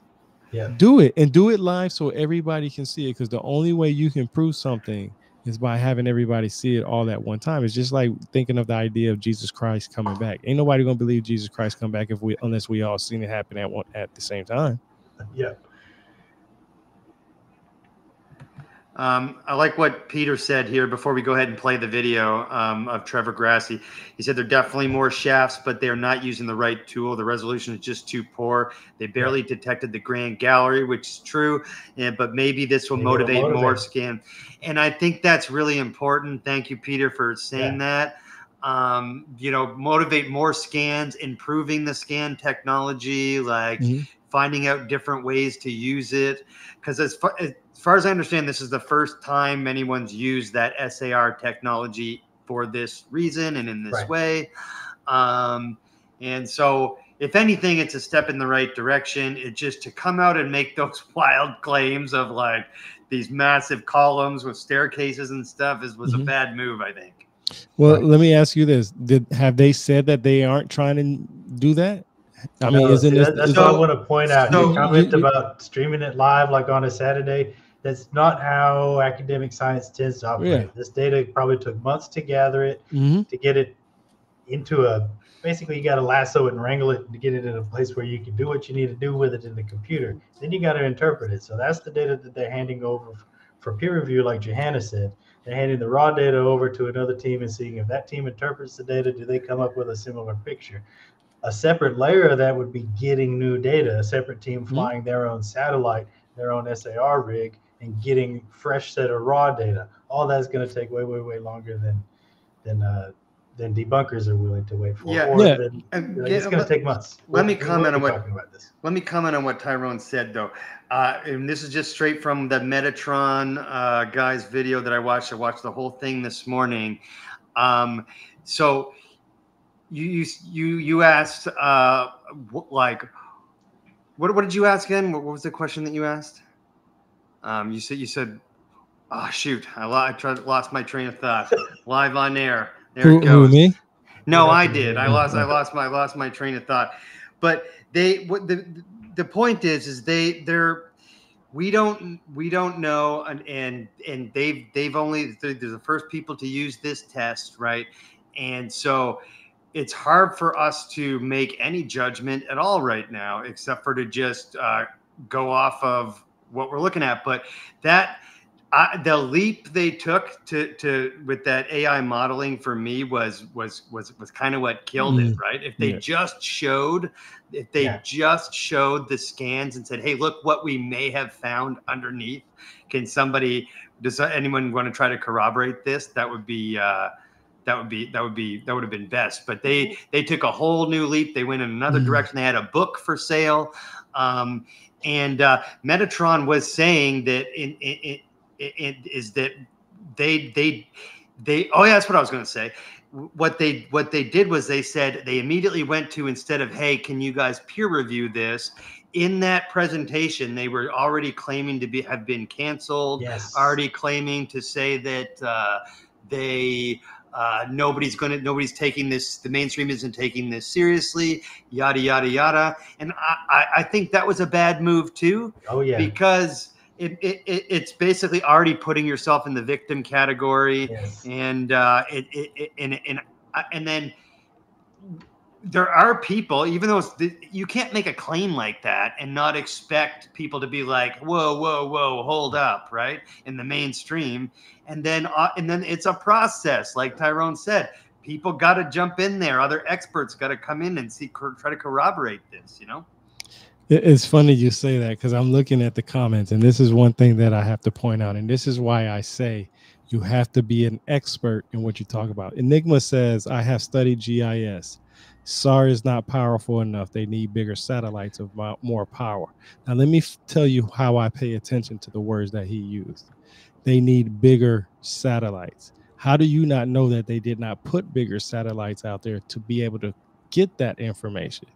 You know, the information you have now is knowing that the satellites that they had at the time is not powerful enough. But how do you not know, since they got powerful enough, they went out there and did a rescan and got more information? That's where we need to stop doing and stop trying to discredit something immediately based off the minimum information that we have. So when you say something like that, the first thing you should say is, let me figure out the satellites that they had used the first time. And now let me compare those same satellites to what they happened for the new scan. And then you can come up to the conclusion on whether that information is accurate or not, because you might just be answering your own question and not even be knowing it. That should literally be what the scientific community is doing, which they've been doing for decades before the live stream. I mean, no, but seriously, think about it. He says that they need bigger satellites. How doesn't he know now, right now, at this moment, that they didn't use a more powerful satellite to get those re-images? Right? Yeah, you can't, unless you give that piece of information, you're just arguing just for the argue. You should be a known factor. Me personally, I'm going to be like, okay, tell me what the first type of satellite was then. Tell me exactly what it was. Tell me exactly the specific. If I'm buying a PC, I want to know the specifications of that PC. So tell me the specifications of that satellite. Now let's compare it to the second one. And that's where people are following on, is that they don't look for that. And I think, me personally, as a researcher, that's the most important thing. It's the same thing with me buying a drone. You know, I had to find the best drone for what I needed. I can't say something is wrong without having my information on hand. Yeah, you know? I just want to say that Peter from Enigma Seekers and Tyrone here are actually friends, but they love to argue with each other for fun. And they both did agree to come on the show and have a debate one of these nights. So we just got to make that happen. No, it's not a debate. I'm not even talking about this particular subject. I just mean in general. We want to organize a debate. It may be very well known. Those questions may be answered out there. They just may not be readily in our face. Yeah, and but that's the type of things that I ask. Because if you tell me that the satellites weren't big enough, then now my next question is, what are the satellites? Right. You know what I'm saying? And you should be able to tell me what type of satellites are, because you brought it up, not me. You know what I'm saying? If I bring something up, like I said, if I bring something up, if I say something, I'm going to pull the book out. I'm going to reach behind me. I'm going to go to my library. I'm going to walk to my other side of the house. I'm going to get the book and I'm going to say, hey, blah, blah, blah, blah, blah. So I expect the same thing from that other person. If you say that, and this is not a hit at him, it's just how I'm telling you how I process my thinking to gain my information. If you say that the satellites were smaller, then I'm going to ask, okay, what are these type of satellites then? Because that's going to be a crucial part of my information. Then I'm going to compare it to the other ones, and then I'll be able to say, okay, yeah, he's absolutely right. Because if you look at the satellites that they used before, it used this, that, and that third in the processor. Do you know about GPUs? Just how big they are. Yeah, GPUs, RAM, CPUs, everything. I got a whole freaking PC right here that I haven't learned all that stuff on. The satellite show, so we're probably not going to be able to go in depth on those exact details. But that's right, and that's the point, is that I want to know those exact details, because if you say somebody is wrong, I want to know exactly where they're wrong. Are you saying that it's smaller? Okay, smaller can be better sometimes. Exactly my point. Smaller than what? What is the normal range for something? Can you provide something that will be on the path to be able to give me that proper scan? Because there's different type of SAR scans also. Overview. I'm in GIS class right now, but I haven't finished the class yet. I haven't passed it yet. I'm looking good, but it's going to be another month before I'm able to speak to this with any repute. Pete, if you want to come on the show and give us an overlay of GPS satellites. I don't think they're sending satellites up here to get these measurements. I could be wrong, but I thought there may be other satellites they were using. Shit, hell, my first chapter is about astronomy. I must be knowing something, right? I went #1 on Amazon about it. I do want, if Peter does have some receipts on that, if you could send it to my ex later, if you find it later or whatever, I'd like to see that stuff. Yeah, I would too. And also, just a little plug, we got an episode with Peter from Enigma Seekers coming, dropping in a couple of weeks, all about his hypothesis that Eden was and Atlantis were based in Egypt. Eden is Egypt. Yeah, that's what it is. It was a really interesting presentation. So let's hit it with the Trevor Grassi. Let's go. Let's see what Trevor sees when he's climbing down underneath all this stuff.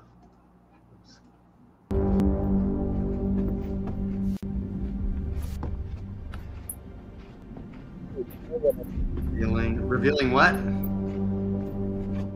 I was watching it like, this dude is on one. He's just down there on his own.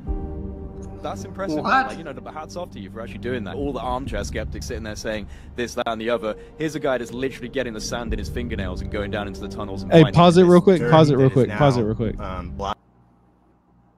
I want you to pay attention on how you see the same thing over and over again. Whenever you watch a documentary, whenever somebody's showing something, they show the same thing over and over again. Why isn't it not an unedited, plain straight through? All right, so this is the 2-minute trailer.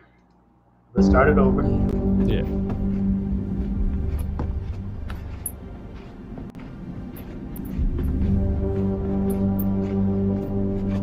I was watching it like, this dude is on one. He's just down there on his own. That's impressive, man. Like, you know, the hats off to you for actually doing that. All the armchair skeptics sitting there saying this, that, and the other. Here's a guy that's literally getting the sand in his fingernails and going down into the tunnels and finding it. This dirt that is now blocking up that tunnel is, it wasn't there at first. There's hundreds of gated entrances and shafts on the plateau itself.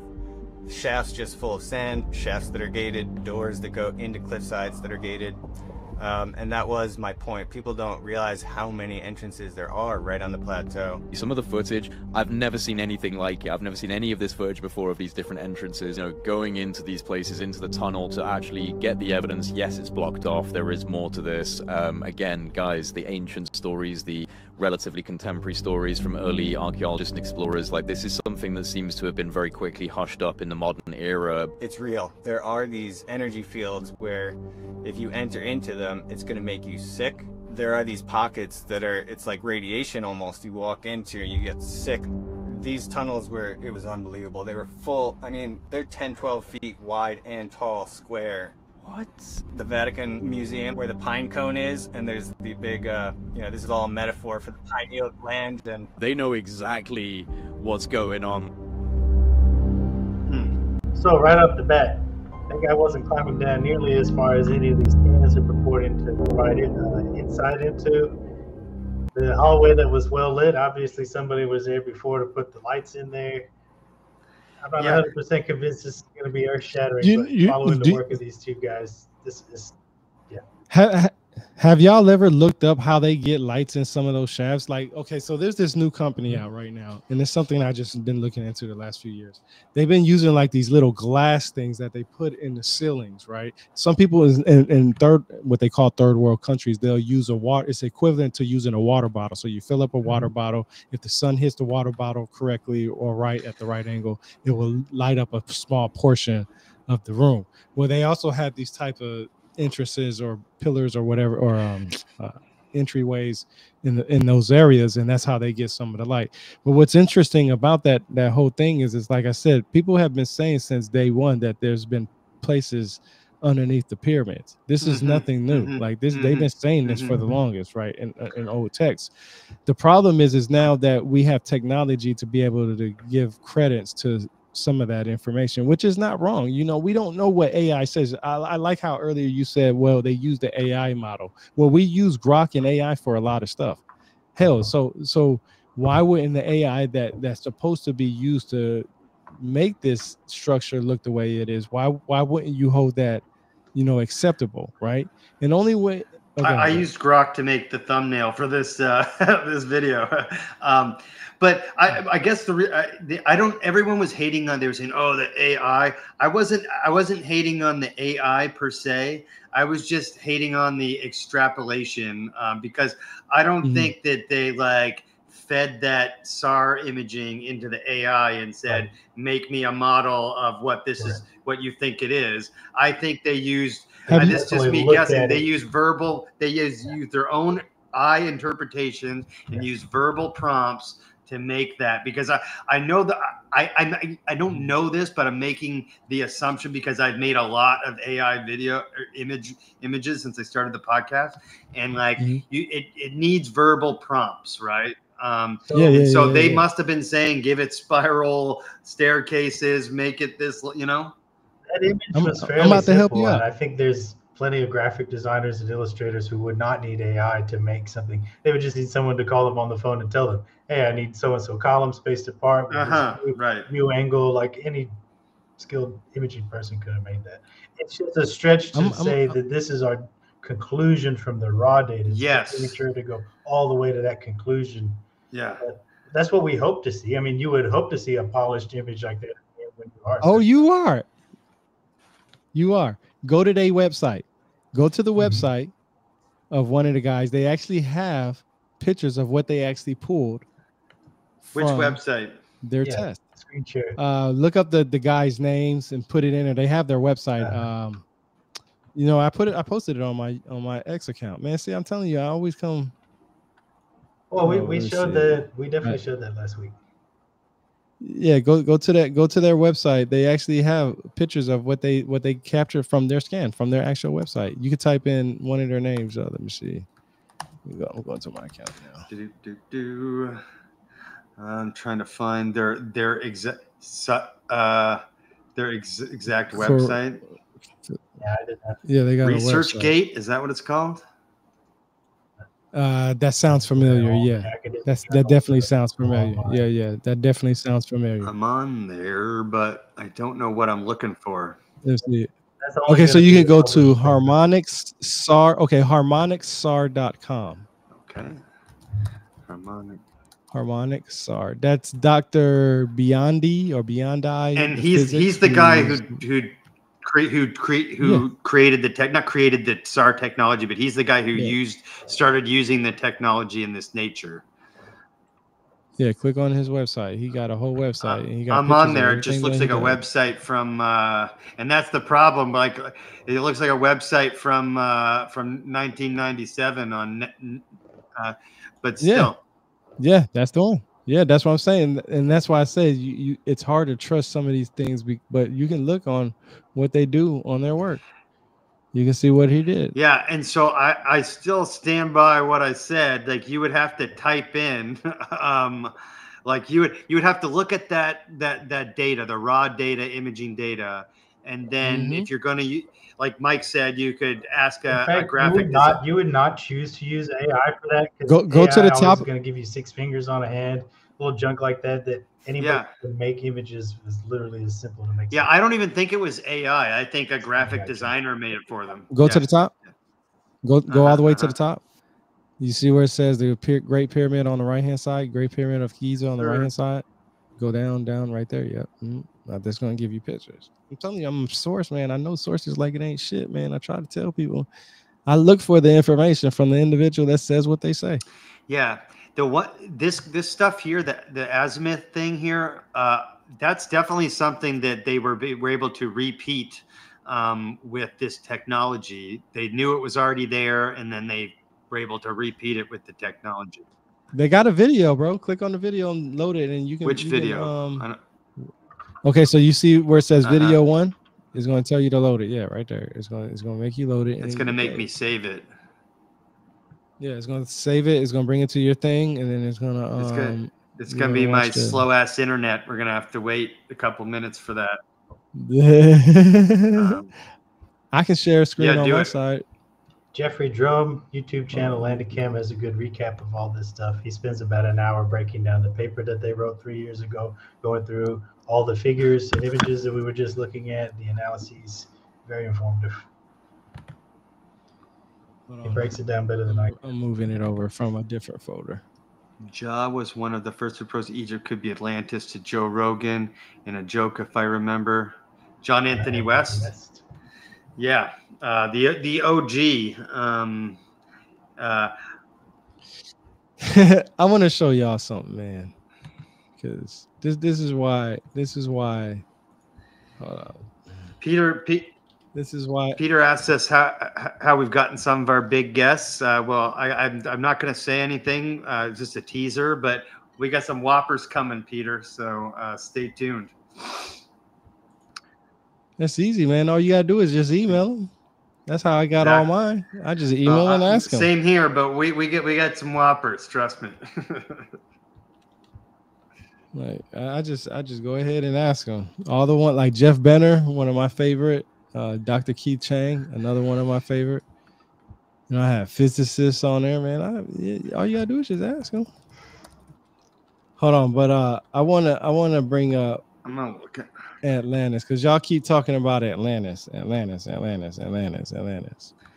particularly the Atlantis, topic of tonight's show, but we did mention it several times. In reference have to y'all Peter's book. read Timaeus and Critias No, we're counting from on you for Plato? that. That's why we're friends with you. You know I ain't got time to read all So that.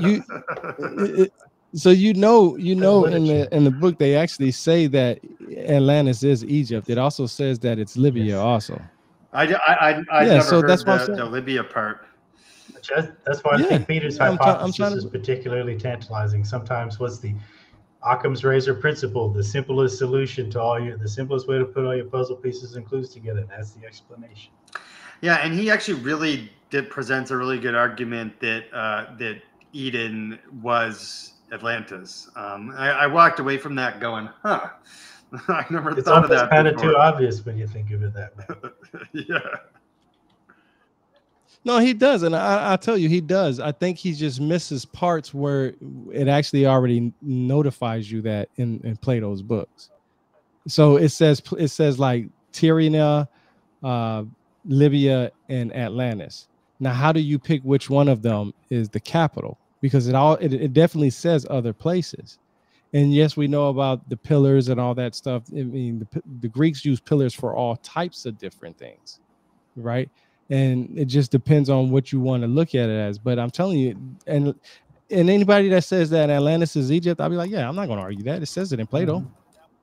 Now, my next question is, how do you pick that over Libya and other places? Right. Because Egypt wasn't Egypt when Atlantis was supposed to be around. I'm pretty sure that he told you that it was named Kemet, right? Yep. We're going off of borders, right? He told you that, right? Did they have the same borders that we have today? No, I'm pretty sure they did. Today's borders Right? are imaginary. Exactly. So that's my point. So how do you decipher what part is, right? Upper Egypt is not even Upper Egypt. It's literally Upper Egypt is Kush area. Lower Egypt is where the pyramids were. The land of the Nile. Now, why is that? I don't really know, man. So he does give good arguments. It's just, how do you decide one place over the other? Like, what is your definitive? Because if you have the definitive answer, nobody else needs to argue that. Facts is facts. You don't have to argue facts. Facts is facts. We have made it through about all the facts saying? we intended to on this show. We're here approaching the 2-hour mark. We've covered numerous topics and had a blast covering them. And we do look forward to continuing to discuss both Giza and everything that they're finding out about it, as well as Eden and Atlantis. Yeah. In the future. Have we missed any segments, Dave? We were going to do with some talks on orbs today. I don't know if we have a whole lot of time to get into that. Oh yeah, play the clip real quick. Yeah, do you have it? I can bring it up on mine. Yeah, I have it under my bookmark. So I'll tell you, a couple of days ago, this is pretty cool. I'm just sitting here chilling in my garage. I told y'all that I changed that out. Here, I'm about to bring it up now. Is it this one? Yeah. Let's see. Make sure it's bigger. Yeah, there we go. So I'm sitting over in here, working on my website, my YouTube channel and stuff like that. And I'm a very cautious man and a protective man of my family. So I make sure that everything that I know notifies me if something's around my house. Right. So this is my Ring Cam and stuff. I'm just sitting there chilling. I'm like, man, I'm doing my thing. And I get these messages saying, something's in front of the door. Usually it says a cat or something like that, or a pet or something. You can see the little thing moving right there. Right there, right? Now, if you look where the bicycles is at right there, it's windy. I also took a screenshot of the weather because, I'm following it. I'm like, yo, it's too windy for it to be a bug, right? You can zoom in and everything else like that all you want, right? It's at 12, around 12:16, I'm screenshotting it. And a second one came 5 minutes later. Now, I'm a person of evidence. Can somebody explain to me what exactly I seen? It's too windy for it to be dust. I know what bugs look like because I have every now and then a little lizard will come on this side right here. And because there's a black light right there, I had to actually tape up that black light. You usually will see that get the bugs and stuff. But look at that. That's strange. Yeah. And so that actually set off the camera? Yeah, that set off the So camera. yeah, what's interesting is my camera's at my house. Like it's obvious if it's a bug or a spider or whatever. And yeah, that's not particularly obvious. However, I do remember like I did a ghost tour in Savannah once, which is kind of close to where you live. And they bring you to like all these old buildings and stuff. And when you take pictures in some of these old buildings, you do see some shit like that. But I did want to point out that like orbs are I'm not as much of them. I like to go a little deeper on stuff. I don't. You're a man of evidence. I like evidence too, but orbs have been a phenomenon that has been reported for like since the dawn of man, right? That's why. Yeah, language. Exactly. But one thing I did find out through some research I did and some grokking I did earlier before the show was that the sightings have dramatically increased since video and photographic technology have improved. So I don't know what to make of that, but yeah, because right now people can see exactly what I've seen. You know, like I said, there's not a bug because when you zoom in on it, you don't see anything. It's very clear. You see it's moving very, very slowly. Okay, no bug moves that slow at night. Okay, we've all seen the little blue light where bugs get zapped on. They don't move slow like that. This thing, and it literally just stops right here. Just stops. Very mysterious. And this is the thing. I showed this to a couple of people. Now everybody knows I'm a man of evidence. If I read it, or if I said it, I've read it. I don't have to argue about facts over fiction. I can tell you that, hey, well, I've read this. And matter of fact, I got a freaking book next to me by Henry Ford. I mean, that's how deep I am with reading different things. So I understand what the books say. So if you tell me something, I want that same exact source. So when I tell somebody like you or anybody else, I can say, Enigma told me that this book said this, that, and a third, and this is why I can explain why it makes sense based off of my knowledge. He may not know what I know, but I know what he knows because I seek that knowledge. You know what I'm saying? That's for anybody. When it comes to me having any discussion with somebody, before we can even have a dialogue or a discussion, we both have to read the same material. Right. And until and if we don't, then we're it's just going to be personal feelings from that point on. Yeah, what I want to do, and I don't think we have time for it tonight, is to go into the historical and modern context of orbs. That's literally the entire of the show, and we've done those. We've done a few orb episodes now. Yeah, orb related. But why don't we save that for a couple weeks and have and really go into like the historical and modern context, like when did this stuff start showing up? How has it been reported and described in different areas of the world? Also, like what does it mean in modern disclosure? What does the government say about it now? That kind of thing. But I probably shouldn't have put it in the title, only because I should have realized that we were going to go way too hard on Egypt. It's too juicy. We aspire to cover everything every week for you guys. Y'all notice we bounce around from topics, but you can tell by now that there's a central core to what we're getting at with all these various topics. Yep. So stay tuned for an episode in a few weeks from now. We'll bring Tyrone back on and get we'll get orbs right out of the gate because it is a conversation. I watched a bunch of videos about it today. Did a bunch of grokking on it. I really am interested in his video here. So, but I also can't sit in this chair for another 2 hours. Guys, Scarlett, thank you for hanging in there with us. Hit the music, Mike, as we start winding down. Scarlett, thanks for hanging in there with us. Enigma Seekers, it was awesome to have you back. Always appreciate your input. Mike's mom, shout out to Mike's mom in Texas. Hello, Mike's mom. Uncle Don, if you're still there. If not, thanks again. Anyone who doesn't comment in the chat but is actually watching, we really appreciate you. Lurkers who carry the channel. We know that's the rest of our subscribers. We appreciate that. Yep. Like and subscribe. It really helps us out. You can use our You can use our Amazon link that we posted on our X page, and then Brittany's also going to post in the chat again right now, and purchase that book, and you'll support both Tyrone and us. What else do we got? Oh, we got our Buy Me a Coffee if you want to give us a tip. Brittany's putting that down there as well. Our book of the month is Tyrone's Journey Through the Origins of History. It's an excellent book so far. I'm looking forward to getting through it. Maybe Tyrone will sign it for me when we meet up. Hey, it's a good problem to have when we literally every week we have more topics. Like before the show, we have to kind of get, oh, well, we got to cover this or that this week. We don't have time to do everything. Good problem to have, though.